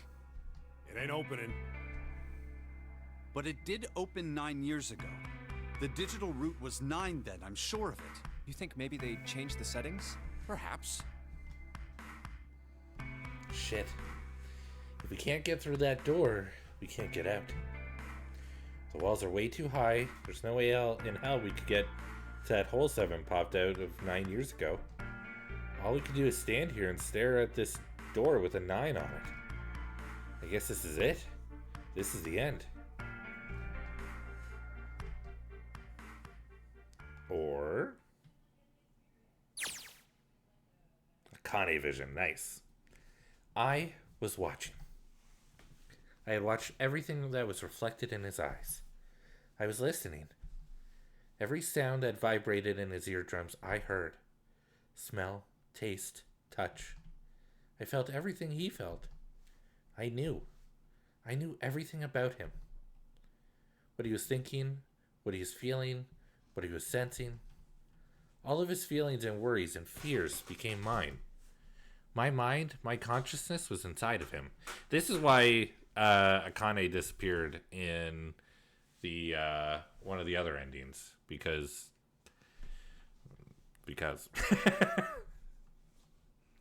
So the morphic field said, we were resonant, and we were one. We were as one. I was him, and at the same time, I was an observer. It started with a tremendous noise like a clap of thunder. That was approximately 9 hours ago. A bomb had gone off on the ship we were on. That was when my resonance with him began. My resonance even melted into him and became one inside of Junpei. Somehow I found myself in Junpei's mind 9 years in the future. But I didn't lose myself. I was living in 2 realities at once. One was the preset, and the other was the future.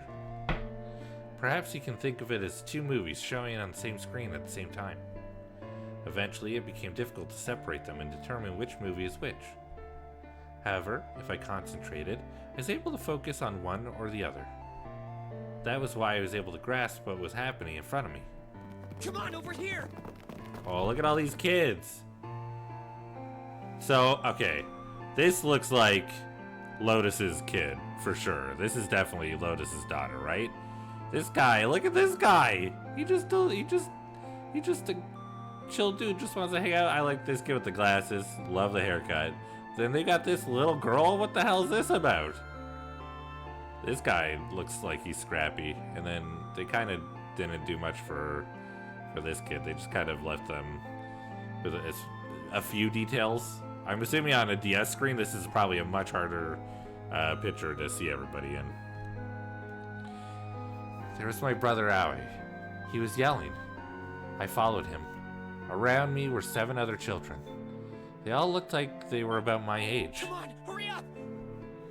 We ran down a long straight hallway and burst into the large hospital room.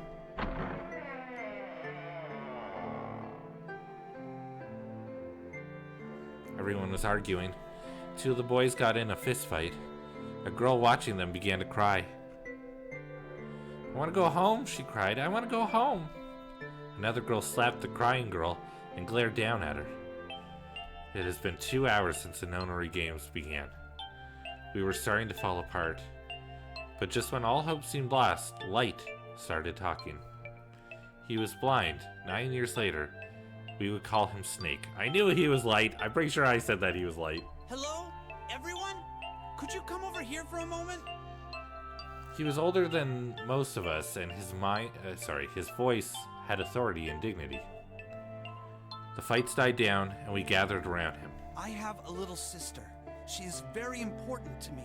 Right now, she is over in Building Q, and is desperately trying to send information over to me. Her name is Clover, and today is her 9th birthday. Is that actually her name? As he spoke, he pulled something from his pocket. In his hand were 9 4-leaf clovers. I was going to give these to her as a birthday present. I was outside picking them when I was abducted. I wonder if okay, obviously Lotus's daughter, but I wonder if there's ever going to be a time in future games where we get to know who some of these people are. I'm sure I've already told you, but I am blind. For a man who can't see, collecting 9 of a very specific plant is, well, it is difficult. No kidding. But my sister means a great deal to me, and I hope that these would show her how much I cared for her. Since it's her 9th birthday, I thought 9 4-leaf clovers would be appropriate. Every one of you has a brother or a sister in Building Q with Clover. For their sake, we have to survive. We have to get off this ship. Do you understand? If we're going to do that, there are 3 things you have to remember.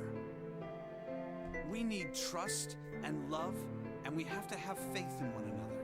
If we can take all 3 of those to heart, then I promise that good luck will come our way. Did you know that the leaves on the 4-leaf clover mean faith, trust, love, and luck?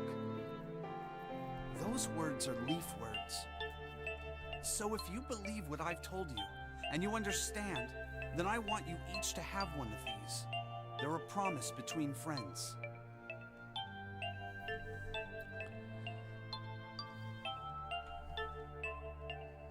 He gave a clover to each of us.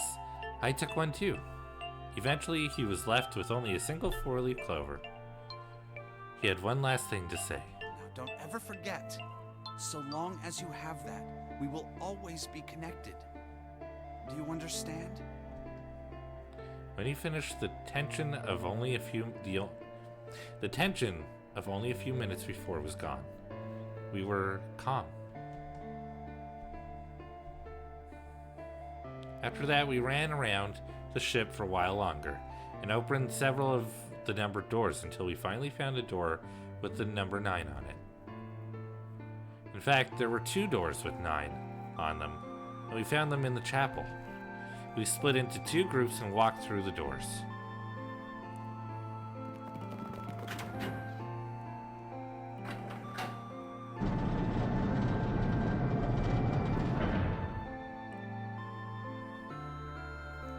Before long, we all found ourselves in a room with a ceiling that looked like an upside-down funnel. For some reason, this room had another number 9, but this time, it was the only one.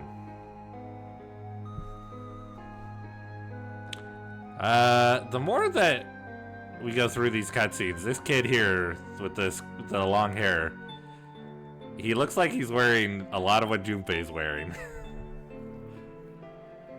But if there's only one door, that meant only 5 people could escape. What are we gonna do? There aren't any other doors. We began to panic. Then, as if things had not gotten bad enough already,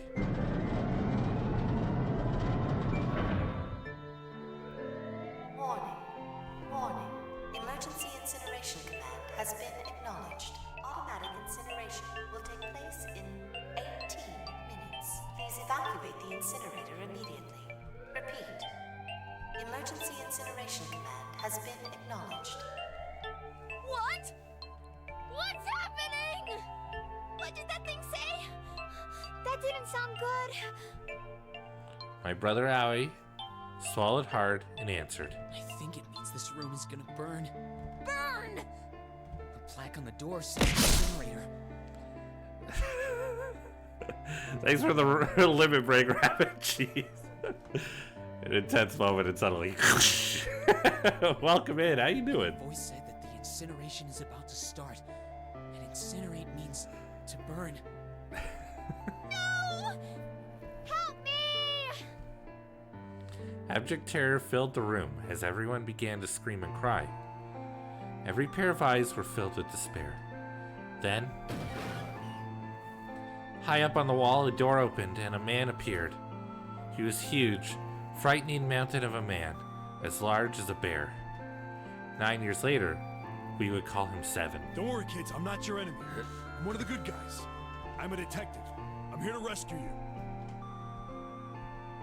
The rest happened just like Seven had said it did. The four of us who'd stayed behind were saved by Seven. Is it the four that stayed behind that have to open the door? We know one was Light, one was Aoi, one was Akane, but who was the other one? We crawled through the vent, away from the incinerator, and slid down into the hall. Also, Akane had the 5 bracelet in this one. What did Light and Aoi have?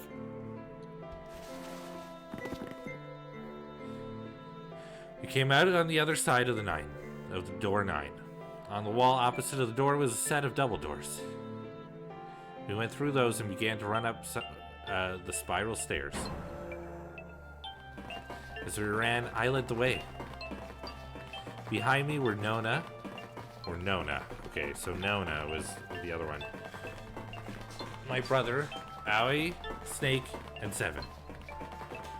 The other children, the ones who had gone through door 9 before us, were up ahead.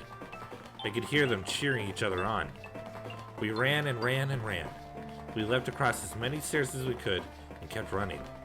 The stairs spiraled upward like a tornado. Eventually, I pulled ahead of the rest. Perhaps Nona had slowed them down. I didn't want to lose them, so I slowed down as well. I didn't stop, but I glanced over my shoulder from time to time to see if they had caught up. That was when I realized. Oh no, where is it? Did I drop Jumpy's present? Oh my god, don't do that to me. She was gonna give the clover to Junpei? I knew I'd had it with me when we passed through the vent. Oh my god, and then friggin' Santa gave us the clover? Dude, this is messed up. Then I had dropped it as we slid out. I had to go back. I had to. But I knew I couldn't tell the others. They would stop me. I was sure of that. I didn't stop to think. I simply moved. I ran to the central hall, the room that connected to all the other areas of the ship. I hid in the shadows, and moments later I felt a rush of wind as they ran past me up the staircase. I waited until they were out of sight, and then I ran. I moved as quietly as I could, down and down and down. Finally, I reached the bottom deck. I ran into the hallway and looked around frantically. There it is! It was just where I thought it would be, sitting under the opening of the vent. I ran over and snatched it from the floor, but as I ran back towards the stairs and freedom,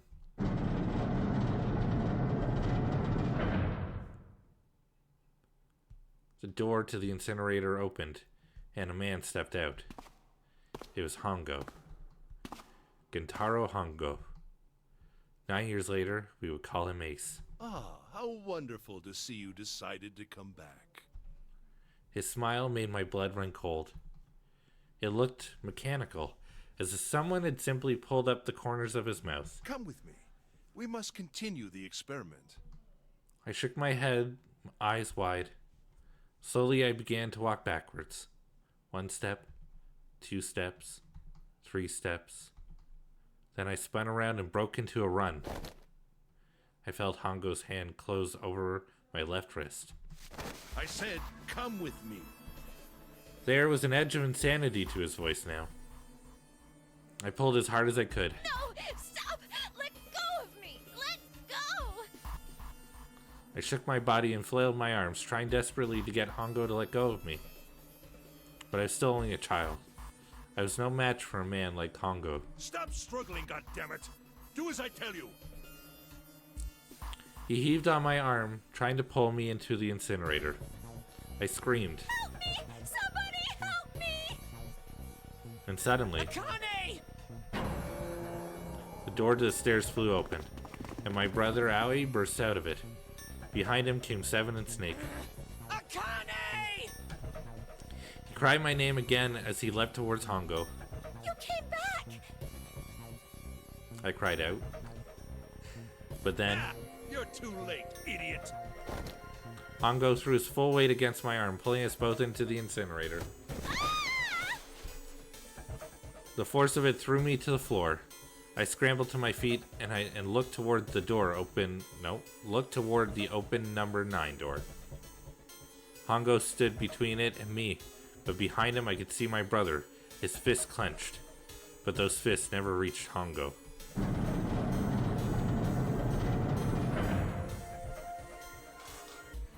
With the cold, heartless screech of metal on metal, the door slammed shut.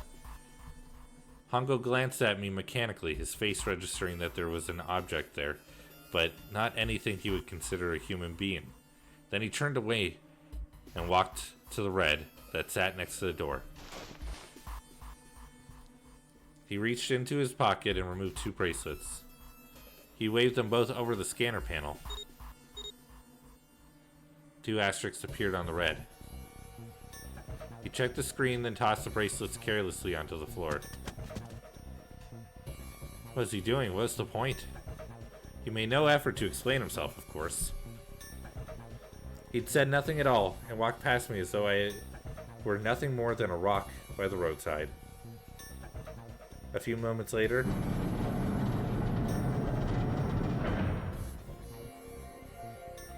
the 2 other doors slid shut as well.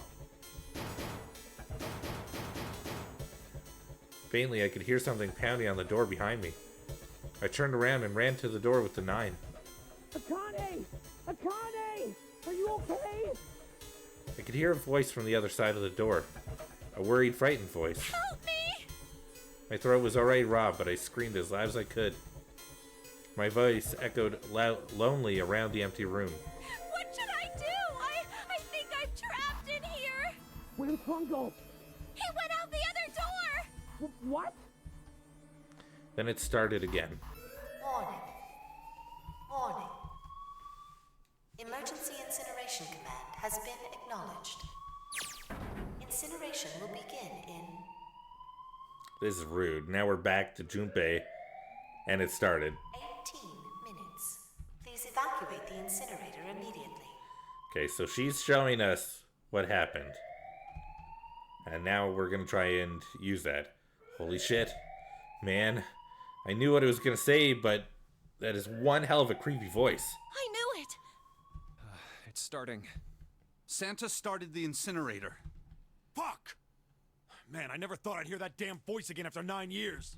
What the hell? What the hell? What in God's name are you talking about? It's 9 years this and 9 years that, and when it's not 9 years something, then you're talking about some sort of fucking experiments. You aren't making any sense.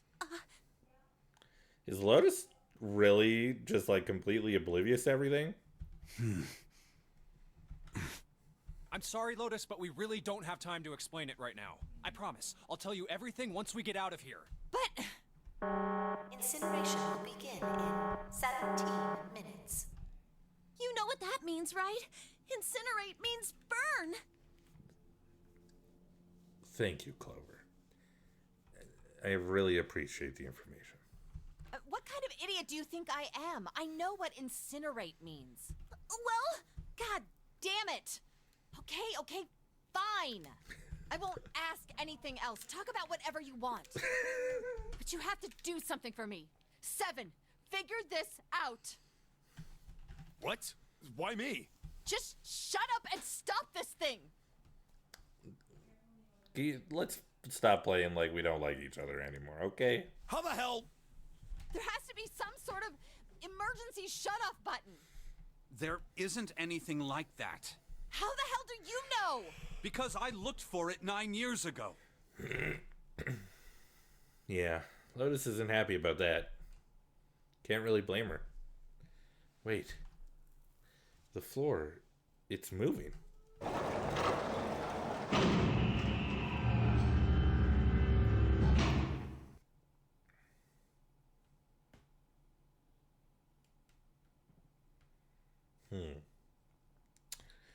What else can I say about it, but... What the hell is that? What is that? What else could I say? The floor opened and a machine rose up out of it. It looked like a computer. At least, it kind of did. Oh, thank you for the cheese, Ame. Welcome in. How you doing? Nom, nom, nom, nom, nom, nom, nom. Thank you for cheese. At least it kind of did. There's a monitor, a keyboard, and a cross-shaped device of some kind. Something about the machine scared me, but I forced myself to walk up to it. I was terrified. I smell like household cleaners. Oh no! Hopefully that's not a terrible thing. But I saw that you did a lot of cleaning. You got that carpet cleaned. Nicely done. Nicely done. Tears poured down my face. I wiped them off even as more took their place and forced myself forward. Finally, I reached it. I looked at the screen. It was blank. All I saw was my own frightened face staring back at me from the glass, drenched in tears. Gotta make that bread somehow. Truth. Fair. All I can see on the screen is a reflection of my own face. I'm looking kind of freaked out. I know I'm sweating like crazy, but seeing it kind of drives it home. Okay, Junpei, just calm down, alright? Everything's gonna be okay. Gah! Man, I wish I knew. I wish that thing would just shut up. Incineration will begin in 15 minutes. Alright, back to this thing. If it's only showing up now, then it's gotta be important. But what the hell am I supposed to do with it? Okay, can I just point out, the kid with the long hair in the flashback,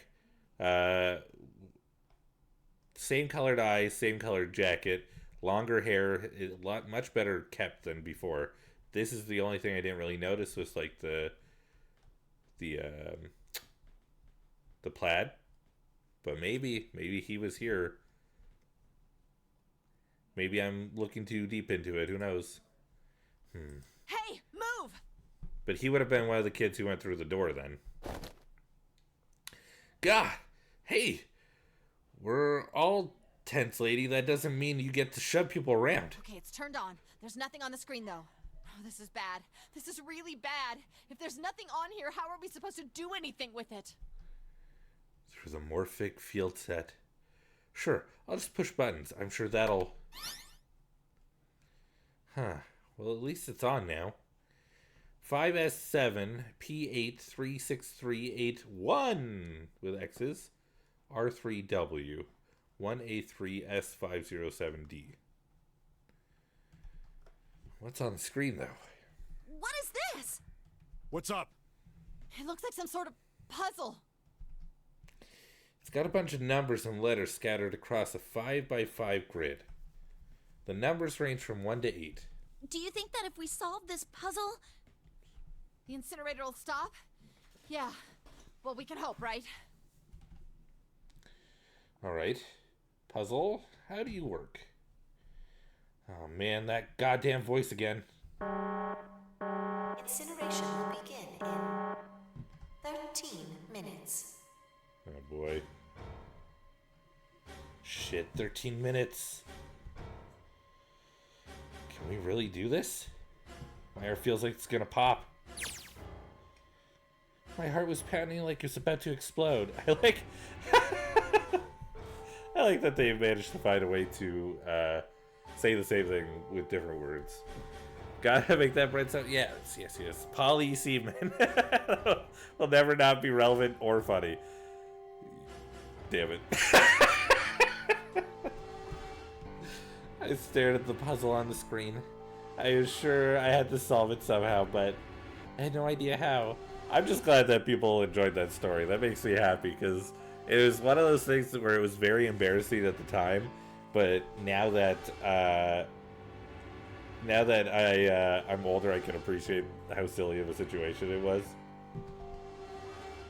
My connection to Jumpy had been gone for a while. His mind was gone. I couldn't get any more information from him.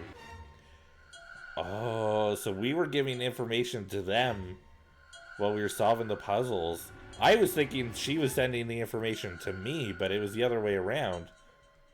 Was it though? I couldn't get any more information from him.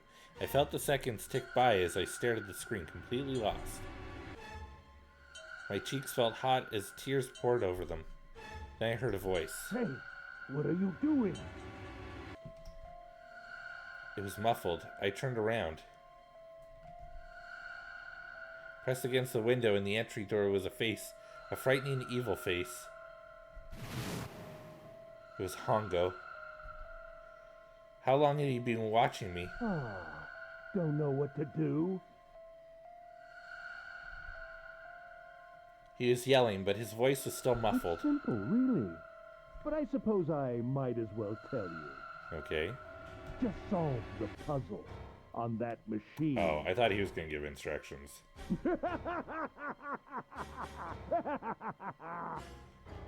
You're gross. His laughter was muffled by the door, but it still tore at my heart like the claws of a vicious monster. I bit my lip and glared at Hongo, struggling to hold back hot tears. You're a terrible person! I hate you! Great talk, Hongo. Real valuable intel. Yeah, no kidding. Just all he did was give us information on what a big dick he is.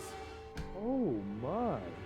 How could you call a gentleman such as myself a terrible person? That's not very nice. I'm quite fair.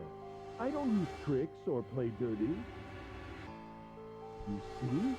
I've even left you a way out. A way out? Didn't you hear me? All you have to do is solve that puzzle. Do that, and you can stop the incinerator. What's the point of stopping it? You'll only capture me and make me do this all again. I'm not going to listen to you. If you're just going to throw me back in here, I might as well just die now. My goodness, haven't you listened to anything I've said? I told you, I'm a fair man. So it's a copy of A Way Out on the Door.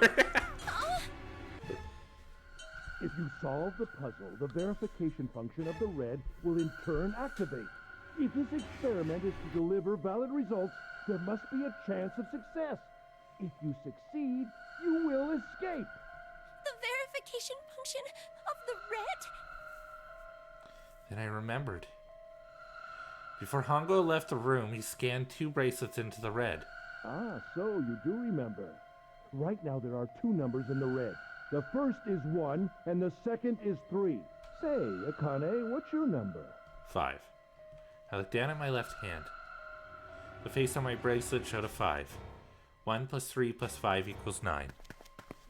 I ran to the door with the 9 on it. I grabbed the red and put my hand against the scanner panel. You really aren't one for listening, are you? I hear Hongo's muffled voice from across the room. I've already told you, didn't I? Once you solve the puzzle, the verification function of the red will activate. In other words, if you haven't solved the puzzle, you can't enter your number. What kind of fool are you? Why are you doing this? You could never understand. You don't know what it's like to spend every day surrounded by monkeys. Now start the experiment. Solve the puzzle. I can't! I don't know how! Of course you don't. Isn't that the point? You understand, don't you? Access the morphogenetic field and find the solution. I can't! Then you'll die. You'll burn alive. It's gonna be quite hot in there in a few minutes. I imagine it'll be very painful. I want to poke his eyes. Don't get it, like right, just directly in the center of that pupil. Just boop. His horrible laugh echoed across the room, and even after his face disappeared from the window, I could hear it.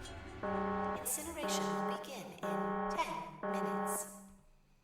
Okay, so the whole idea is that we're going through this so that Junpei will solve the puzzle now, so that way Akane will be able to solve the puzzle 9 years ago and be able to escape and be safe and alive. I was crying. Great gulping sobs broken it by hiccups that shook my body. I was terrified. I could feel my fear pressing down on me like a tremendous weight, and we also have an ad starting in about 40 seconds. Somehow I forced my shaking legs to carry me back to the device. Let me look at this thing. 5S7P8363 something 1 R3W 1A3S507D. This looks like it says password. Like PASSWORD. So I wonder if we can move letters around. I don't know what this is though. Password. It's not exclamation. Could be the 9 because of the 9 door. Password 9. Okay, well, let's see how this puzzle works first. I stared at the monitor. You should really use Clear Eye. It removes redness and it was as added ingredients to moisturize. Fair.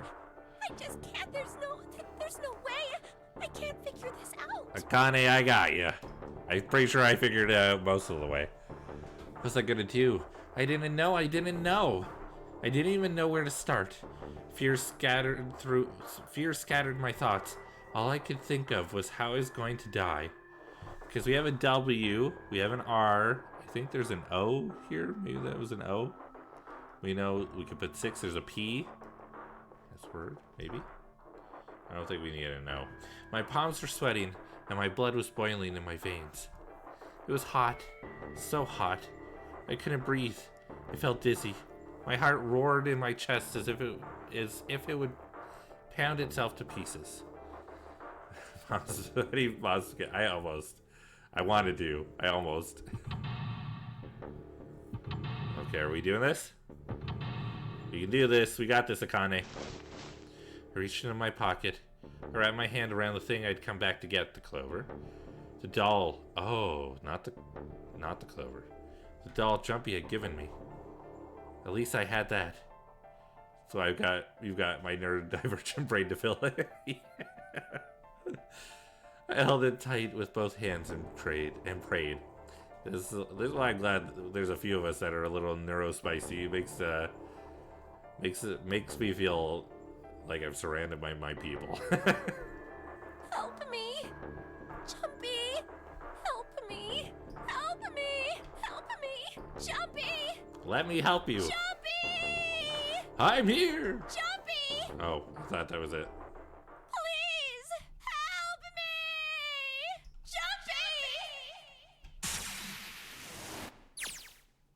Jumpy! Akane? We got this. Akane? Who the hell is Akane? Shut up. I am talking to her. Be quiet and let me work. Shut up! Just shut the hell up! Alright. I'm pretty sure I'm just Junpei. Seven and Lotus don't understand. I think Clover and Snake have an idea, though. Clover's looking at me. Why is the 1 this, though? I think Snake may have figured it out. No, doesn't matter. They're in my way. Where'd she go? Maybe over here? Akane! Akane! Can you hear me? Akane! Say something! Fuck. Did something break our connection? I swear I just heard her. Shit. Akane! Answer me! Akane! Jumpy? I spun around. I heard a voice. His voice. I looked around. He wasn't in the room, of course. But I'd heard it so clearly. Like he was right there. Jumpy! I screamed as loud as I could. Akane! Jumpy! That's her. She's there. Oh boy, this is gonna be a lot on me. We'll get through it. The flashing is just a lot. Then that means Akane! Akane! Where'd the voice go? Are you in the incinerator right now? Yes, I am! How did you know? Couldn't believe that he knew that. Now I understand what Santa meant. Right. There's only one way to help her. You were brought here to help my sister. To save Akane. So her resonance was with me, not with Santa. There's a fun drinking game. Take a shot every time they say Akane. Oh. It would be very slow to start, and then at the end everybody would get completely blasted. I think I get it now. Incineration will begin in 7 minutes. Jumpy, we don't have time! Jumpy would be, if you did it with Jumpy and Akane, we would all be dead right now. As quickly as I could, I told him that I'd solve the puzzle in order to stop the incinerator. Where's Ada in here? Got it! There's so many things in this that we've talked about that just feel very Resident Evil. And do I? I get everything now. Alas, I finally understand what all this means. I know why the nonary game was held today. I know why we were kidnapped and brought here. It was all for this moment. All this was planned out to lead to this one moment. Oh my god. This is insane. I can't believe it. But there's only one possible answer. June is, Zero is, Akane Kurashiki.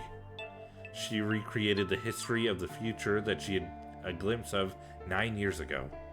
She tried to save herself She tried to save herself that way 9 years ago. No, she's trying to save herself right now. That means that there's only one thing for me to do. Even if this is all some sort of insane plan, I will save her. I will save Akane Kurashiki. I must save her, no matter what. Incineration will begin in 6 minutes. The voice reminded me of how much time I had left. History of the future, huh? Ame, if I explained it right now, it would take a very long time. Let me put it this way. This little girl is in the past right now, and we're 9 years in the future, and we're going to help her solve this puzzle so that she can survive instead of dying like she does. Yeah, I know. Just hang on, all right? I promise I'll get you out of there. And that's happening by her looking into the history of the future that she knows, that she was aware of 9. Okay, this is why I should have just left it where let's just leave it where it was. I feel like if I try to explain further, it's just gonna get convoluted and complicated. I'm not gonna let you die, I promise. So don't worry, all right? Just give me a few minutes, okay?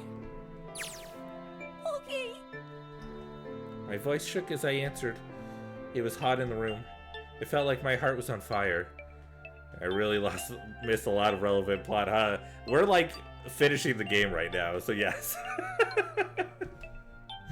6 minutes or not, my heart burned with my feelings for him. Alright. Okay. This is where I start to get a little... It's fine. It's fine. It's fine. She knows him as a child. And they were both children. It's fine. They were both children. We're fine. Everything's fine. We start to get in the nitty-gritty of how this works, and it's gonna get weird, and we don't need that. Alright. Time to get work. Time to get to work, Junpei. Is Snake talking to them about something? Whatever, it doesn't matter. Get out of my way. My brain hurts. Fair. Just trust me, okay? Okay. P-A-S-S-W-O-R-D.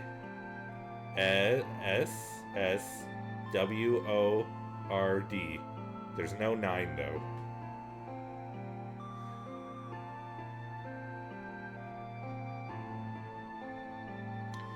A 6 could be 9. Because her number in this is an upside down 6. Sorry, an upside down 9. Gosh. Sorry, Lotus. I didn't mean to snap, but there's a lot more at stake here than your pride. I'll apologize later, alright? Now, let's have a look at this thing. We've got numbers all over this grid. I think the panels are out of order, so I just need to switch these out. Staring at it isn't going to accomplish anything. I'll just have to try it. Just think of what I did all those times before. I'm gonna do this on my own, with my own mind. I'm gonna solve this problem. With my own mind, by which I mean the mind of the player. Seek a way out. Let's do this. Okay. Alright. Okay, this is pretty simple. Oh. That's it? Please enter password. 9! I almost pushed 9 on my keyboard. 9. Perfect. I'm incredible. 2 plus 4 plus 5 plus 7 plus 8. Yes, that's it. I got an achievement. I didn't see what it was. Akane, did you get it? I'm amazing. Yes, I did! I solved it! I mean, really, you solved it for me, but I copied everything you did! Now I just have to press enter! Then what the hell are you waiting for? Push it! Okay, I will! I hit the enter key. Emergency shutdown command has been confirmed. Incineration system has been disabled.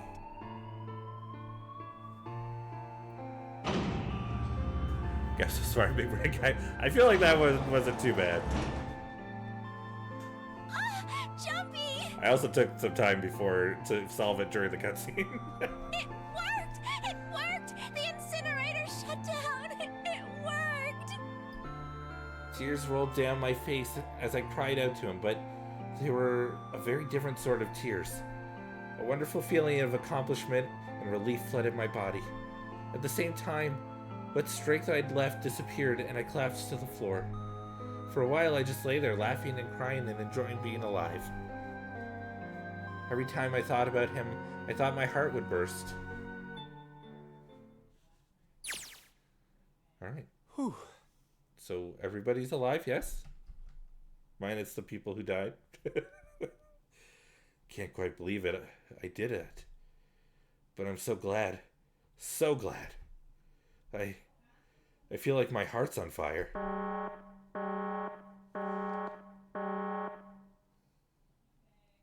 No. I don't have time to be thinking about this kind of shit. I need to tell Akane. Akane! Sorry, but things are kind of busy over here. Everybody present is alive, yes? Yeah, for the most part.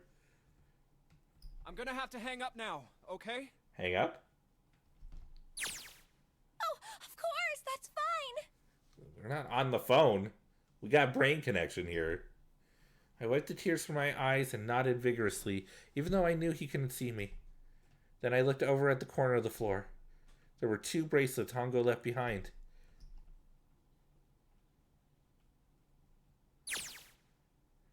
Now. The 1 and 3. Well, 7 and Lotus don't look particularly happy with me. Not a very nice look to give someone who just saved your lives, guys. Junpei, are you... Okay? Shut it. Dude, chill. Right.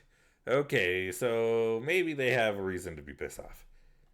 So what if I haven't pressed the enter key yet? Alright, nothing's holding me back now. Here goes. Wait. Incineration will begin in 90 seconds. It doesn't sound like it's stopping. What the shit? Why isn't it stopping? Okay, maybe I didn't hit the key hard enough. Just hit it again. And again. And again. Okay, that's not working either. The alarm's still going off. What the hell is going on? I've got all the right numbers in the right boxes. It's perfect. So why the fuck isn't it stopping? Incineration will begin in 60 seconds.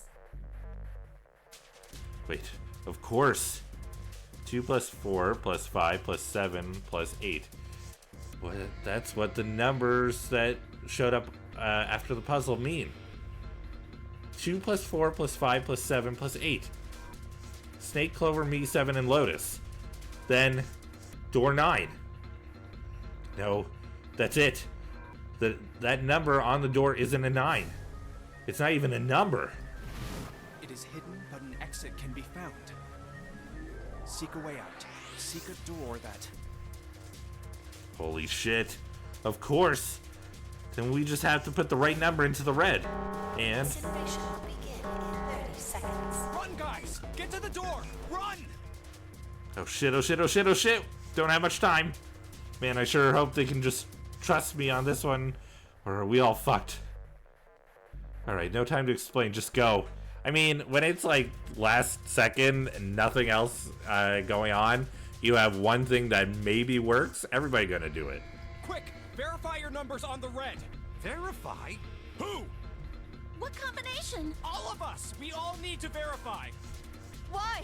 You really think this is a good time to ask questions? Just do it! Hurry, hurry, hurry, hurry, hurry. Incineration will begin in 10 seconds. 9, 8, 7, 6, 5, 4, 3, 2. 1. Second gate has been opened. Incineration system has been disabled.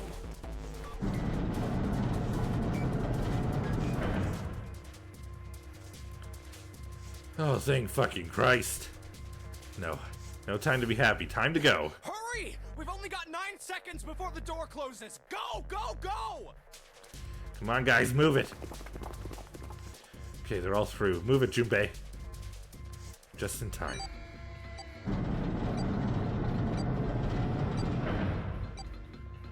Find the dead. And there goes the door. No, don't calm down yet. You're not done. We still gotta find the dead.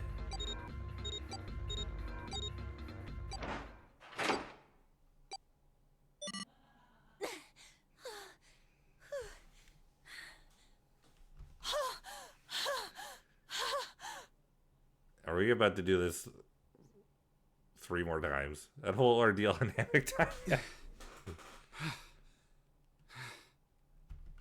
Shit. Okay, just one more time. Okay. Looks like we made it, huh?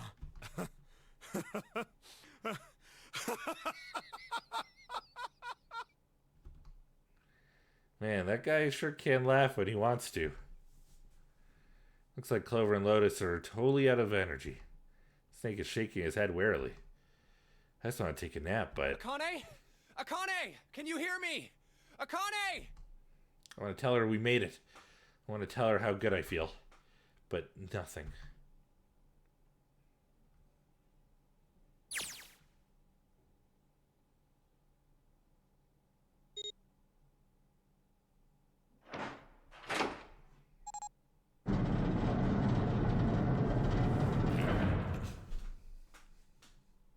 The door opened. Standing in front of it was my brother. Akane! Oi! I cried his name, even though my voice was almost gone from screaming, and leapt into his arms. Oh, oi! Akane! This is friggin' cute as hell. What are you doing to me? Come on now. I buried my face in his chest and cried again. I cried and cried and cried. The steady thump of his heart in my ear made me feel like I was home. Its beat was almost like a lullaby.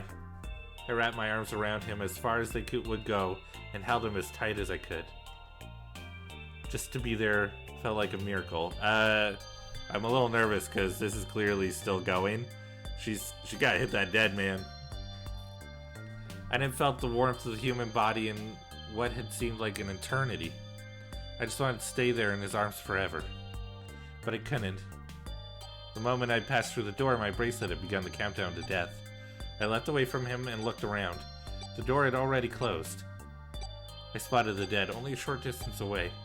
It took me only a moment to get to and scan all the bracelets. I left the ones Hongo had dropped on the scanner panel. That was it.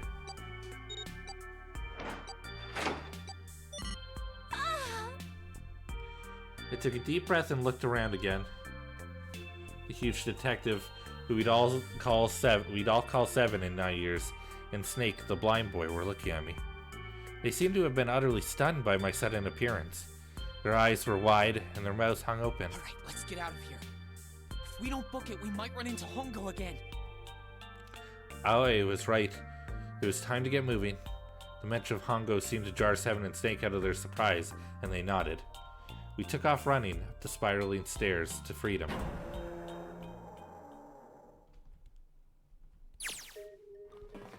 Time for more running. But if they can get us out of here, no wonder we're running so hard. My heart's beating so hard I can barely hear. God, I can't wait to breathe real air again. Huh? Is Seven talking? Hey, Junpei, can I ask you something? Oh, interesting. Literally like the same thing, just with Lotus and Junpei this time. What's up? That door, the one with the 9 on it. Why'd it open? Yeah, all 5 of us verified our numbers on the red. 2 plus 4 plus 5 plus 7 plus 8 is 26. That makes our digital route 8. It shouldn't have opened. That's not like you, Lotus. I thought you would have figured it out already. Huh? Why? Because you were the person who taught me about the idea of bases. Bases? Yeah. What are the 2 numbers in base 2? 0 and 1. How about base 10? That goes from 0 to 9, right? Then how about base 16? 0 through F. After 9, it starts at A and goes from there. B, C, D, etc. You're right. In other words, A in base 16 is 10 in base 10. B is 11, C is 12, D is 13, and so on. So, what about it? You don't get it? What if we keep going with that pattern? What if you go way past base 16 all the way to base 27? Base 27? Yeah. Well, the numerical digits are the same. So, I guess you'd add alphabetical digits. E is 14, F is 15, G is 16. H is 17, I is 18, J is 19. K is 20, L is 21, M is 22. N is 23, O is 24, P is 25. They're talking very calmly for people riding a lightning stairway. You're not wrong. Yeah, and what comes after that? Q. 26. And what does that mean? Wasn't a 9 on the door. There's a Q. It was a Q. A fucking lowercase Q. Yep, that's pretty much it. I guess to put it another way, you could say that it was a 9 in base 10, but a Q in base 27.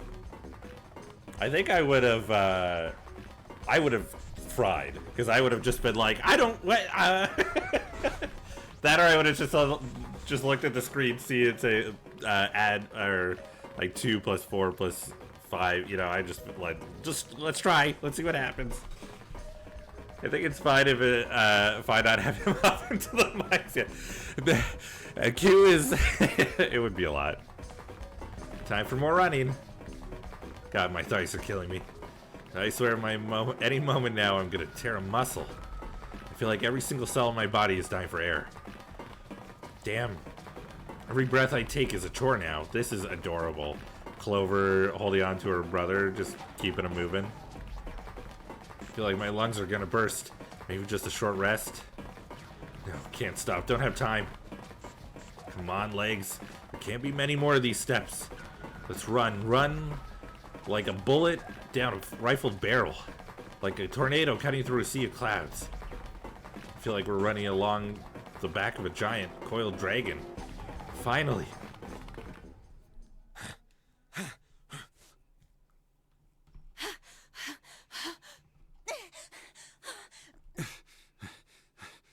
There we go. I like to be part of the group. Yeah, there you go. See Ame getting on it too? Of course. You just gotta be a part of it. Jesus. I can barely breathe. No, Junpei. No time to rest. Pull yourself together. You're almost there. All right, I'm gonna open it. Yeah. Yes, we're finally here. Please do. Sure. You look like a big, heavy door. But you're the only thing standing between me and my freedom. But even more important than that, you're the only thing standing between me and Akane. You're gonna open. You're gonna open now.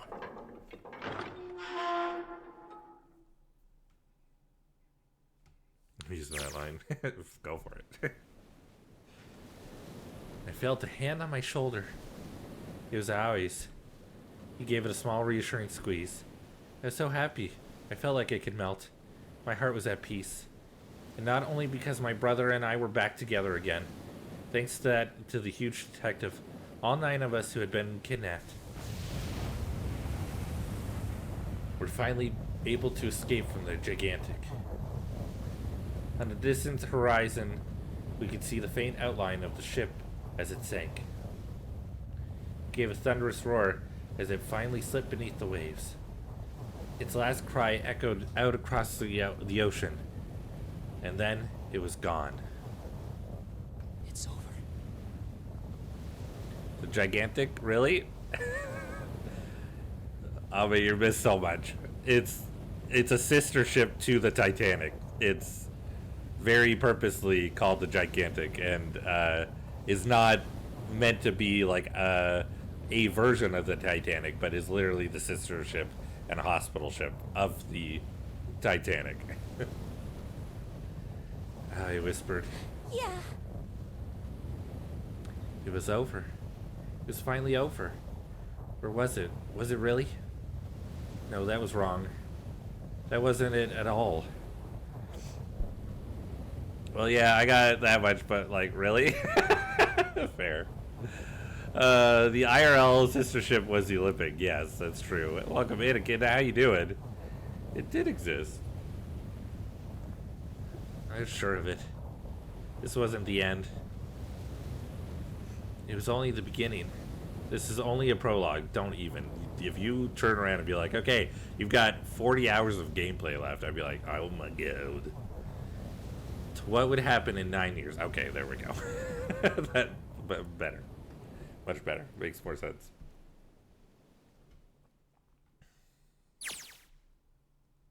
Yes.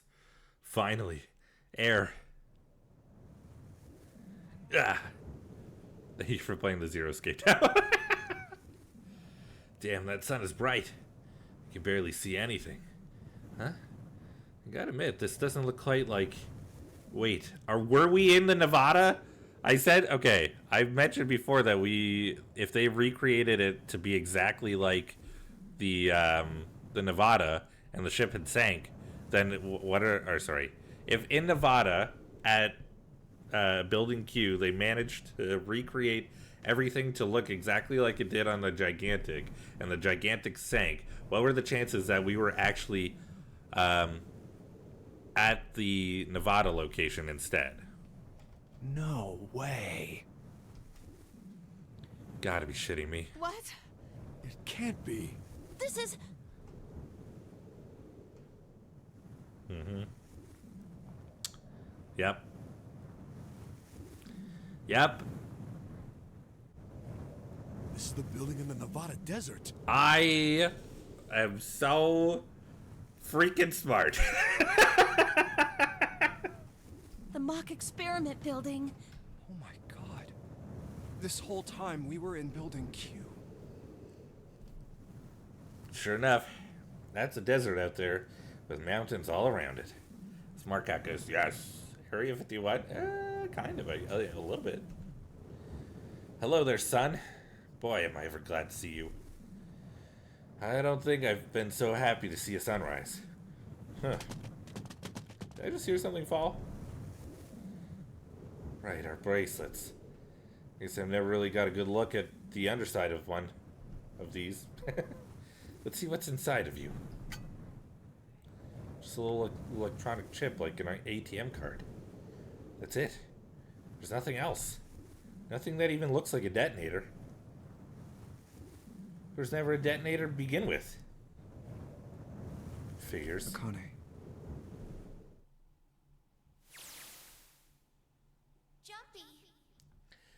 So was it only in the bracelets of the well, no, because if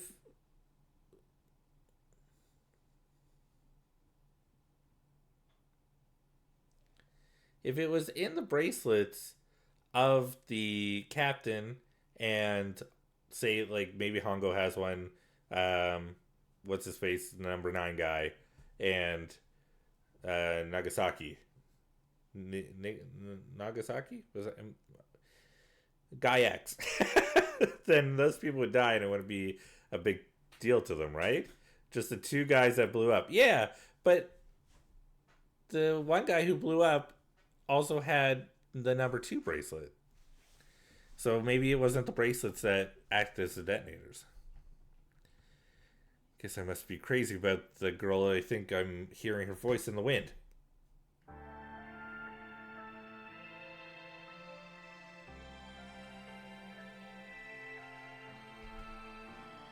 Wait. Excuse me.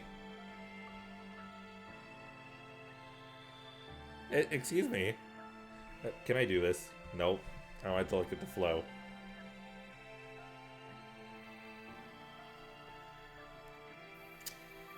I'm fine. I'm not upset.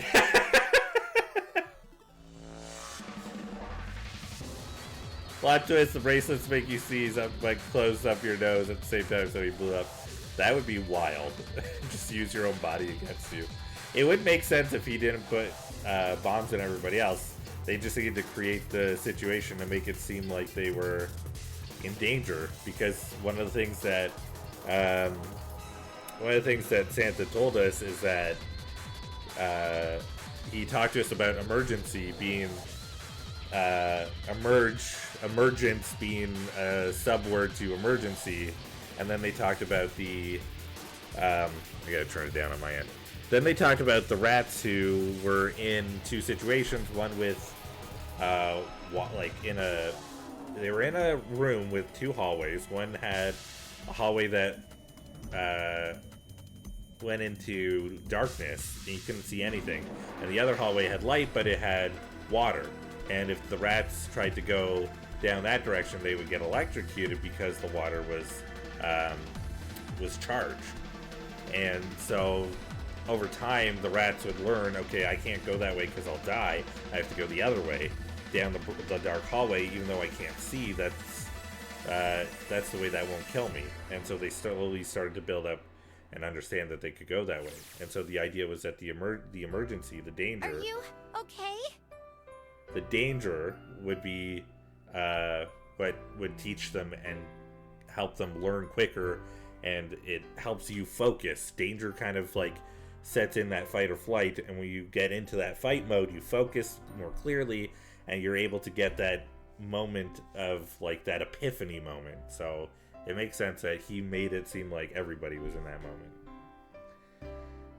Okay, I'm ready. Oh, come on. This is nothing. Really? Yeah. You don't look okay. It was just before the end of elementary school. Jumpy and I were sitting next to each other on a small hill looking at the town as the sun slowly set. How does it look then? He was half serious and half joking. I thought about it for a minute. First. Well, let's see. What happened? It looks like you kissed a toad and got warts, but then they just kept growing and growing and growing. What does that even mean? Junpei Grandan. Ow, ow, ow, ow. See? I told you you're not okay. You're too reckless. You can't beat 5 8th graders, Jumpy. That's crazy. Well, that's wild. Angered bees and animals. No kidding. Yeah, but I couldn't just stand there. I mean, don't you think so? I had to do something.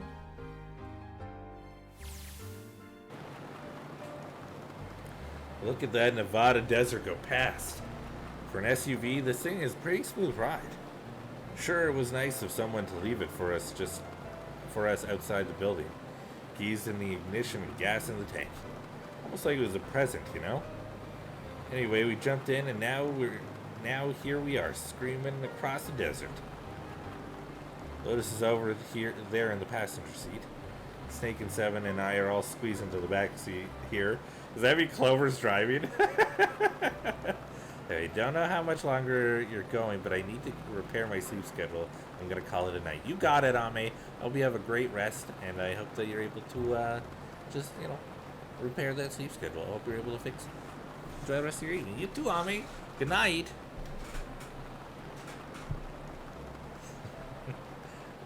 Yeah, night. Still can't believe we let her drive. Woohoo! This is so fun! Did I miss? Okay, cool. I didn't miss anything. This is so awesome! Driving is so great when there's nothing around, and there's no speed limit. Hey, Clover, watch those bumps, all right? This car jumps even a little, and I think I'm gonna get crushed to death. Hey, shut it. I can't help if I'm big, all right? Suck it up. Why didn't they put him in the passenger seat? Why don't you drive, Seven? I'm a cop. I ain't gonna break the law. He doesn't have an international license. Yeah, but you could have sat in the passenger seat. Oh, hell no. There's no way I'm giving this seat up. Fair. And Clover, there's no need to slow down. The car Santa and June are in should be somewhere down this road ahead of us. Yeah, I saw some fresh tire tracks going out. There's no doubt about it. Then we've got to hurry if we want to catch them, don't we? Sure thing. Oh shit! God damn it, she doesn't have to drive so fast. Man, I didn't even think a car like this could go this fast. I like the wood paneling on it. We're sure throwing up a lot of dust.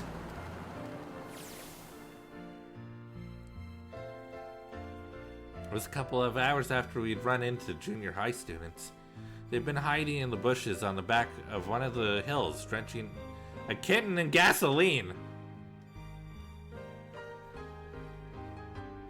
That is the most wild, like, direction that this went. I was not expecting that. I would absolutely murder them. I would not beat them too bad. Yeah, like, I would find something heavy and beat them. The moment we saw what they were doing, Jumpy ran up to them furious. I mean, both work. Hey, what the hell are you doing? Then he jumped on them. He quickly scooped up the kitten and tossed it to me. I caught it and ran for the police station as fast as I could. Help me! Officer, please! You have to come with me! Policeman and I headed back to the hill. All we found was Jumpy, sprawled on the ground with a face covered in big swelling lumps. You couldn't run away after you threw the kitty to me? I asked him. He stuck his tongue out through the hole in his mouth where a tooth had fallen out. Yeah, I guess I could've. Then why didn't you? I didn't want to. I wanted to beat him up. Beat him up real good.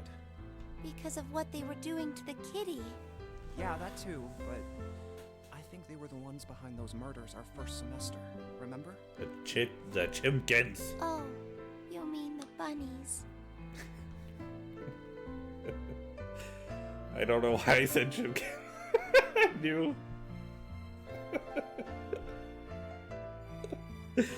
I knew it was bunnies, but for some reason, as soon as we got to that line, I was like, the chickens! Like, the fact that they were bunnies, mere seconds ago, flew out my brain.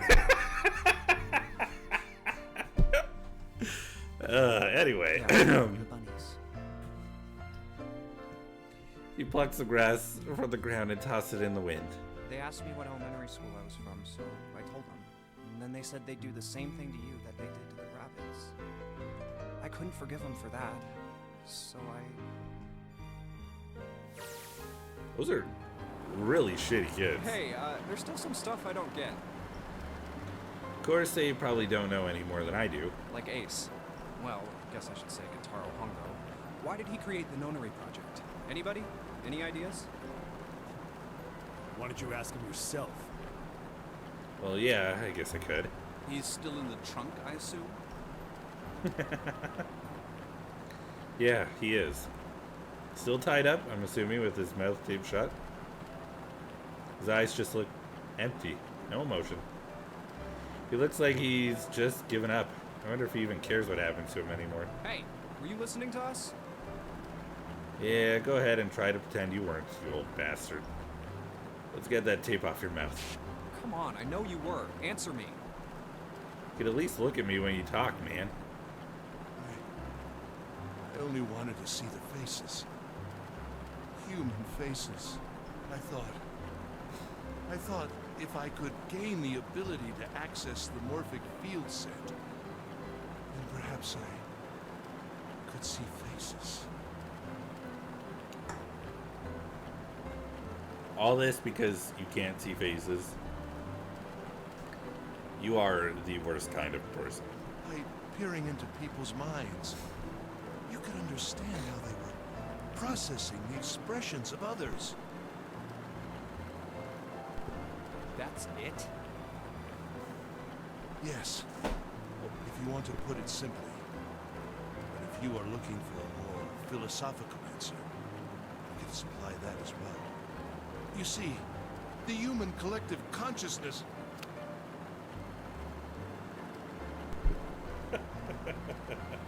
I think that's enough out of you, pal. Time for that tape to go back on. All right. So what's your second question? I just want to see. Okay, so that's probably the little ending bit. The final one. You said there were some things you didn't get, didn't you? Well, somebody's a little nosy. Well, my next question doesn't really have anything to do with you two. This is for you, Seven. It's about the whole Alice thing. What's the deal with that? Well, see, 9 years ago, after I escaped from the Gigantic, I kept going after Hongo on my own, hoping I'd catch up when I finally slipped up. During the course of my investigations, I learned a lot more about the Gigantic. I also found out about Bourdain and Alice. You're not really answering my question. Was there actually a girl who wouldn't melt at room temperature? Does he have an answer to that? Sounds like Hongo has something to say. Alright, fine, I'll let you talk, but you gotta behave. What? Alice doesn't exist. 9 years ago, I found Alice's coffin behind the library on the bottom deck. There was nothing in it but the root of a peculiar plant. My research determined that it was a member of the genus Madrigora of the family Solanaceae. I was able to extract a particular alkaloid from it. I used that extract to create Soperin. Its creation was a tremendous boon to my firm, and we grew rapidly. Shit, this is gonna go on forever. Tape's going back on, Hongo. The rest of my questions can wait a bit. For now, I think I'll just enjoy the ride. I would like to know why Snake got knocked Here, out and this is for you. all that. What's this? This is a for you doll. His name is Junpei. Jumpy pulled something out of his pocket and shoved out his arm toward me. In his hand was a doll made of yarn, small enough to fit in his palm. Jumpy, are you sure it's, for you, doll? Huh? Yeah, the lady at the shop said so, so that means it's for you, right? Are you sure it's not a voodoo doll? That's pretty good. Wait, what? That's... Oh, man. Oh, man. Well, it sure looks like a voodoo doll. I mean, you do know what a voodoo doll is used for, right? Yeah, I guess calling it Junpei isn't a very good idea then. Why are you giving me this anyway? It just seems really sudden. Well, you know how after June, we aren't gonna get to see each other too much? I mean, we're gonna be in different schools, and I just thought I'd, you know, Oh, okay, well, how about we call it June then? Okay. So, I wanted to give you this. You sound like some sort of tribal chief in a bad movie.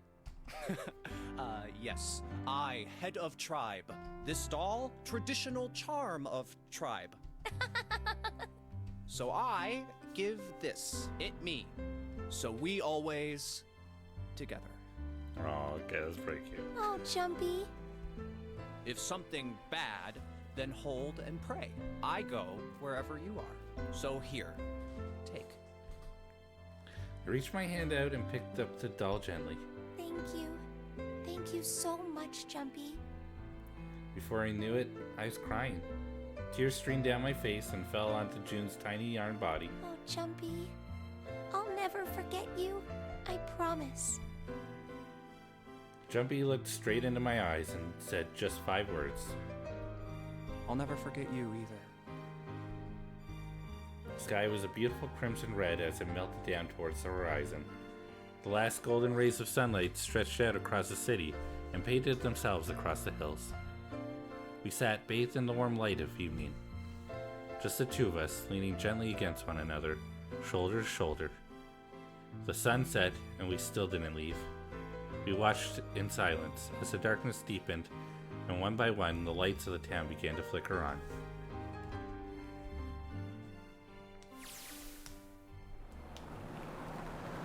There's still one thing I don't get. To be honest, it's the biggest mystery as far as I'm concerned. And also the only one that's really important. It has to do with June and Akane. 9 years ago, she died in the incinerator of the Gigantic. But she's still alive now as June. But how? Was it because I tapped into the Morphic field set and saved her 9 years ago? The fact she dropped that doll and went back for it, and that's how Ace grabbed her, hurts. No doubt. That was something I was thinking about it too when we were reading, is like, would Junpei blame himself for June's death because of that? Alright, let's say that makes some kind of insane sense. If I did that, then how do I make sense of what Seven remembers? Snake makes sense, he's blind. He couldn't have seen her body anyway. But Seven? He said he was sure he saw it. Well, he could have seen maybe the computer, well, no, yeah. The computer could have gotten burned up. But she turned off the incinerator. And they walked in, she was not there. And then she also, in the other version, she came out of it. So that doesn't make sense. Does that mean there's some kind of historical discrepancy? Or, wait. Maybe that's not it at all. There's one other logical explanation. Was that you told me the truth, Seven? You look satisfied. No. No way. He couldn't. Was he working with them the whole time? Hey, look! Over there. There's somebody next to the road. What? I do like the idea that Seven was helping them the whole time. It would give reason for them to make, like, for him to... Huh?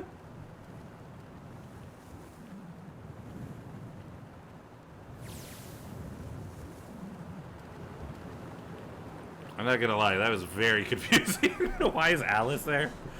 The burning gaze of the Nevada sun pounded down on her head. The desert around her rippled with heat. Standing there, on the shimmering plain, was a woman, her arm out and her thumb up. It would not be long before Junpei realized who she was.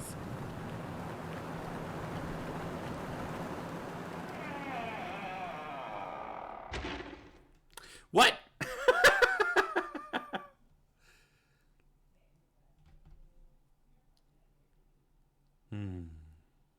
Finished all scenarios in 999.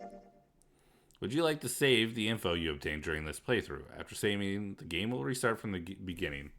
Please select the save slot. Can I? Here, maybe I should save in this one.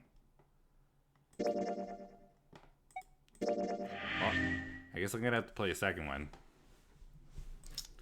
I'm assuming it'll tell me more. There we go. Oh no, time to play a second game. I feel like I should have read that first. No, I want to play the second one for sure. For sure, I want to. Oh, dang.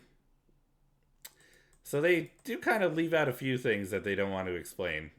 Obviously, they're trying to keep things sort of up in the air, probably to either loosely explain them later or perhaps to, I don't know, something else. There might be other reasons. I guess the others could be leaving sort of some things up in the air so we can figure out for ourselves or come to our own conclusions. The whole thing with Snake being knocked out and then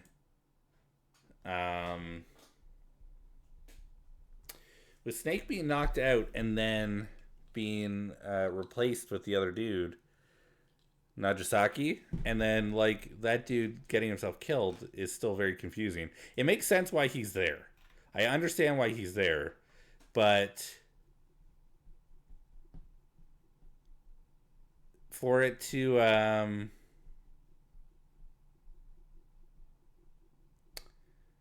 just kind of be left up in the air, it's a little weird. Like I could see it maybe that dude decided to knock out Snake and hide him, and because he would probably know who the kid was, and then take his clothes and try to like move around. You know, maybe there's some sense to it. Maybe he tried to, but like it's very confusing. Hey Mavis, how's it going? Hello. Hope your day's going well. It's going very well. It's going great. It's going very well. It looks like I've got several achievements that I could still get. I've only got 8 of them out of 38. There's 38 achievements? Let me look here. Escape on hard difficulty in VLR. So, any of the endings in VLR. Saw any of the bad endings. Did I not see any of the bad endings? Shouldn't I have gotten this? It says locked. Escaped from 8 rooms in VLR. Escaped from 16 rooms in VLR. Found all the files in VLR. Gained all trophies. I'm guessing VLR is like a different kind of thing. Or, oh, you know what? Don't worry. I understand. VLR is the second game. Yes. I clued in a little too late. I forgot there's a whole second game in this. It makes sense.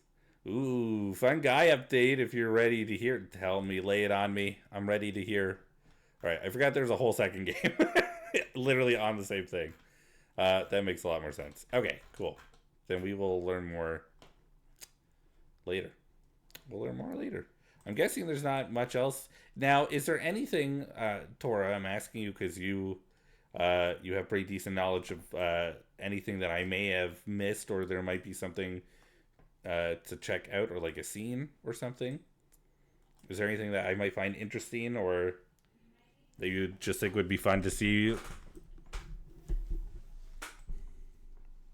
This whole thing moves very weird, but then I think about the fact that you were supposed to move it with a stylist.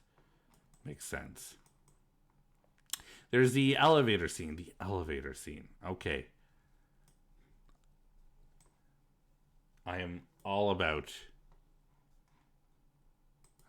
it. Let's do this. Let's do this elevator scene. We'll make this the last thing we do for tonight. And I guess for the next little while, because I don't know when I'm going to be back on. You sent me something. I'm going to go look. I know where it was? No. I just know it was when you were searching with June to find door 1 or something. Yes. Okay, that kind of makes sense. Well, let me do this real quick. Oh, hell yes.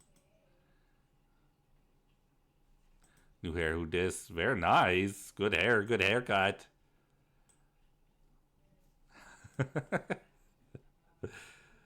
I like it. Very nice, Mavis. Good haircut. So one that I liked, I told you about, is like a not great guy, actually. And other guy I also like has a girlfriend. So that's a time. Oh, boy.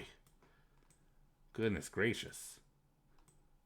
I believe this is... Oops. Oh, no! I've done it again. That's That's tough. Okay. But at least you know that he's not a great guy and you don't have to, like, put your time or energy into it. Okay, the 1, 6, and 2 doors. Okay. Also, yeah, I got a haircut. I've been waiting for due to gender. Pieces. Also, felt like the boys wouldn't like the short hair, so I hesitated. But fuck it. Fuck them. I have cute hair now. Hell yeah, you do. Don't worry about... Don't let them decide. Here, we're going to go to adventure screen for this. I learned what that was. Okay. I'm assuming that we have to make the choice by the elevator, so I'm going to just go skip until we get to that point. Let's go. I mean, I'm not gonna lie, your hair looks freaking awesome. It's very cute. And if they wouldn't like it, freaking idiots. What the fuck?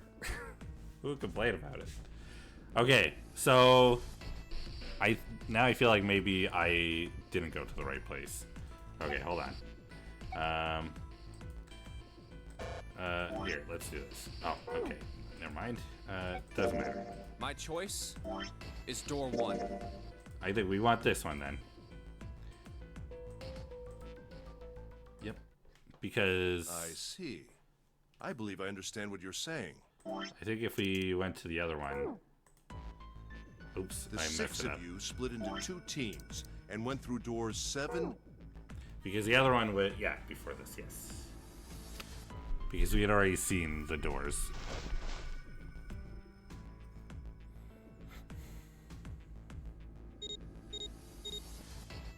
I'm proud of you for taking the steps to do something for yourself, Mavis. It's important to lean into your own self-care. Even if it's just doing something freaking cool. Is there a reason we came back here? So I'm assuming that we're saying, of course there's a reason. This is still fine. Because this is not June and I looking for elevators.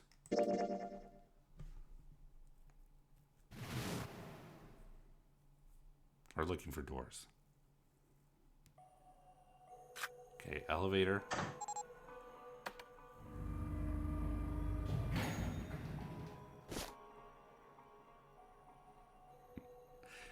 Is this the one? There, okay. I'm assuming I'm choosing being locked up alone with a boy. Well, we will be all alone in here. Oh boy. I'm already worried.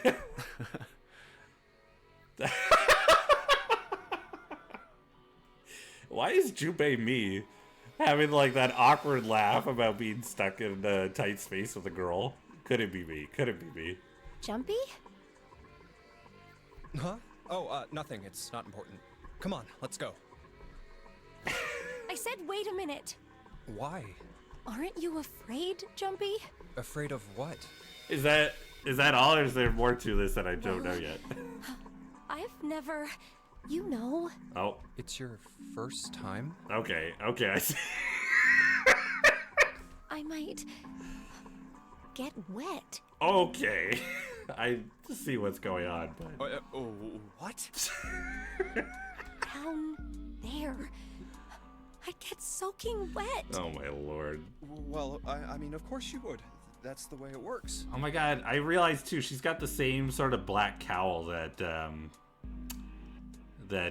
Santa wears too. You can tell because her hair layers through it the same, through the slips of it. I mean, I've never heard of anyone getting soaking wet somewhere else. That's true. You don't mind? Mind what?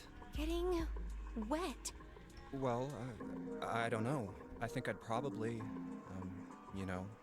like it. Gosh, Jumpy, you're so brave. Oh my god. Really? I mean, I kind of think any guy would do the same thing, you know? Their fashion's very similar. Yeah, the same thing with the sleeves on the arms. What happens, happens, right? I mean, if you get the chance, you've just got to go for it. That's what a man is supposed to do, I guess. Oh my lord. Junpei, tell me you don't know what you're talking about without telling me you don't know what you're talking about. You're so cool, Jumpy. I really admire you. That doesn't really seem like the sort of thing you ought to admire someone for. I'm really scared. Yeah, I mean, like you said, you've never done it before. Yes. So, I don't think I'll be able to last very long. And then it'll be over. Oh my god. She's so afraid of drowning, he has no idea. No joke. Over? He's just so completely clueless. Yes. I'll go to heaven. Heaven? It feels kind of like you're floating in space, and your mind gets all fuzzy, like when you pass out. At least that's what I've heard from people who have experienced it. Yes, I've heard that too.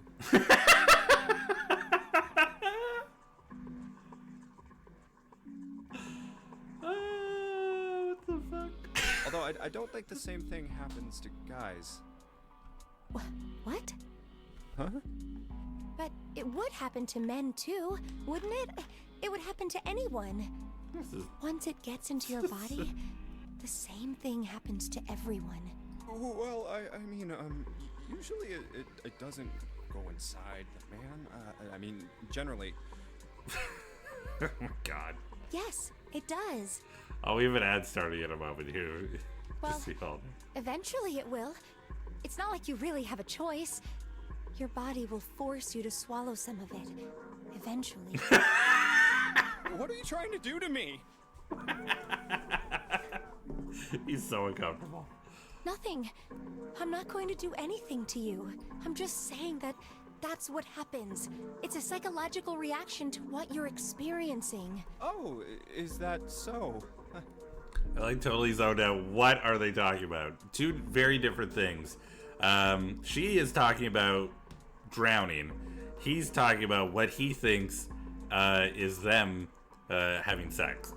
I know most men probably have larger lungs, but even then, I don't think you could hold your breath for 20 or even 10 minutes.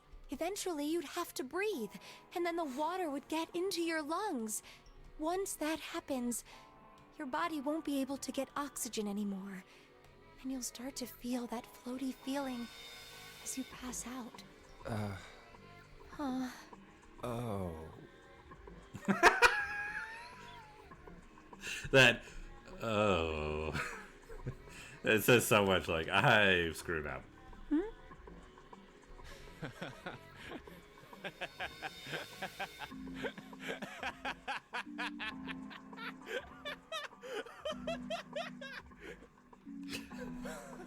Yeah, you're right.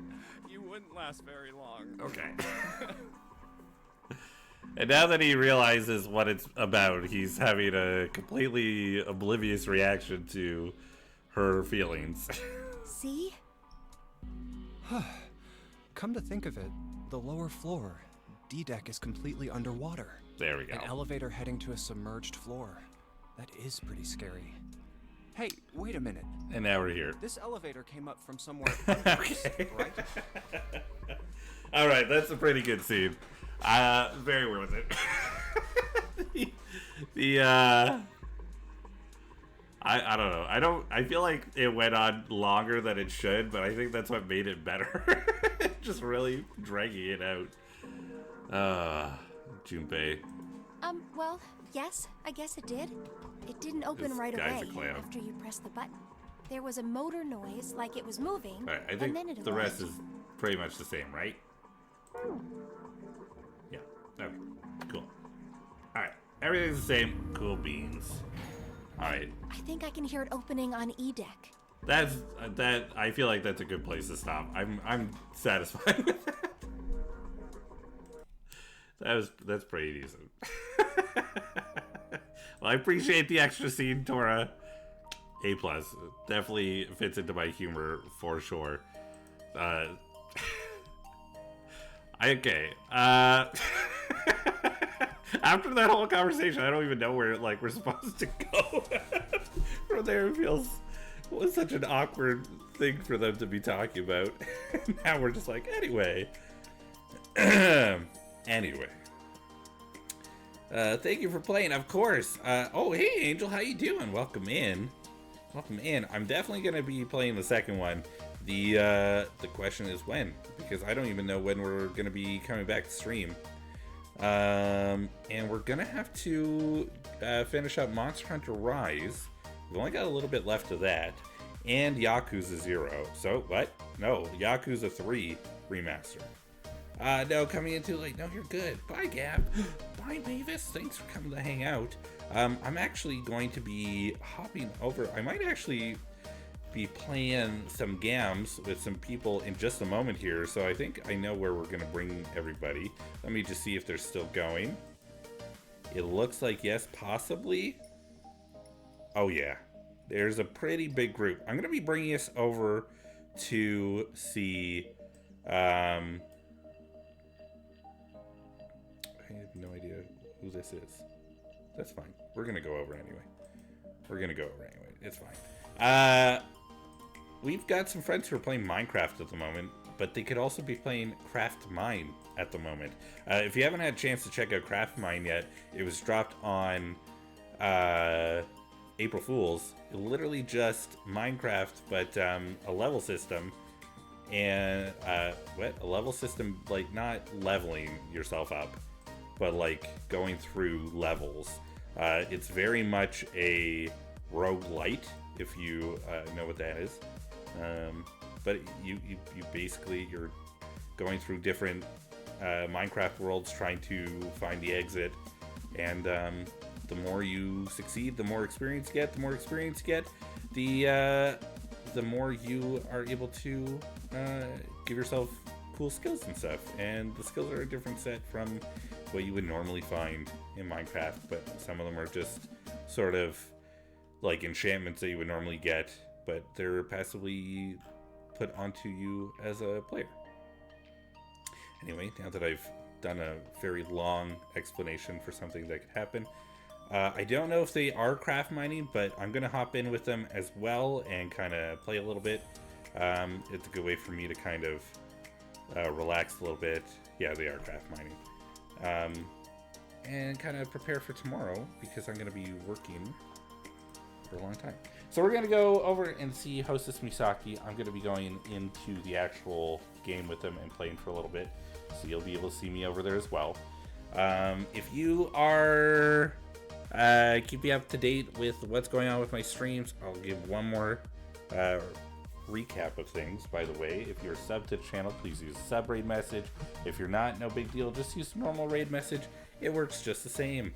I am working both my jobs Monday to Friday this week, and then next weekend is a very busy weekend. I'm going to be doing something on Saturday, and then Sunday we've got Danganronpa. We're doing V3 again still. I think it's happening next Sunday. If not, we won't be doing it. I don't know what else to say. But it really is going to be a tight week, and I don't know when I'm going to be able to get into a stream, unfortunately. So I will do my best to find a date and a time. If I'm able to, I'll let you all know. I'll give a heads up. I'll post it on Discord. I'll post it on Blue Sky. Otherwise, I don't know. You can always come over to Hostess Misaki's channel and find us doing voices. 12 p.m. PDT on her channel on Sunday. We're going to be doing the first trial. We started it. We're going to keep going. Doing your best is all we ask. Oh, okay. I don't know what to say. Thank you. I hope you all have a wonderful night. Take care of yourselves. Have a good week. I'll see you again soon. Bye, everybody. Take care. Bye-bye.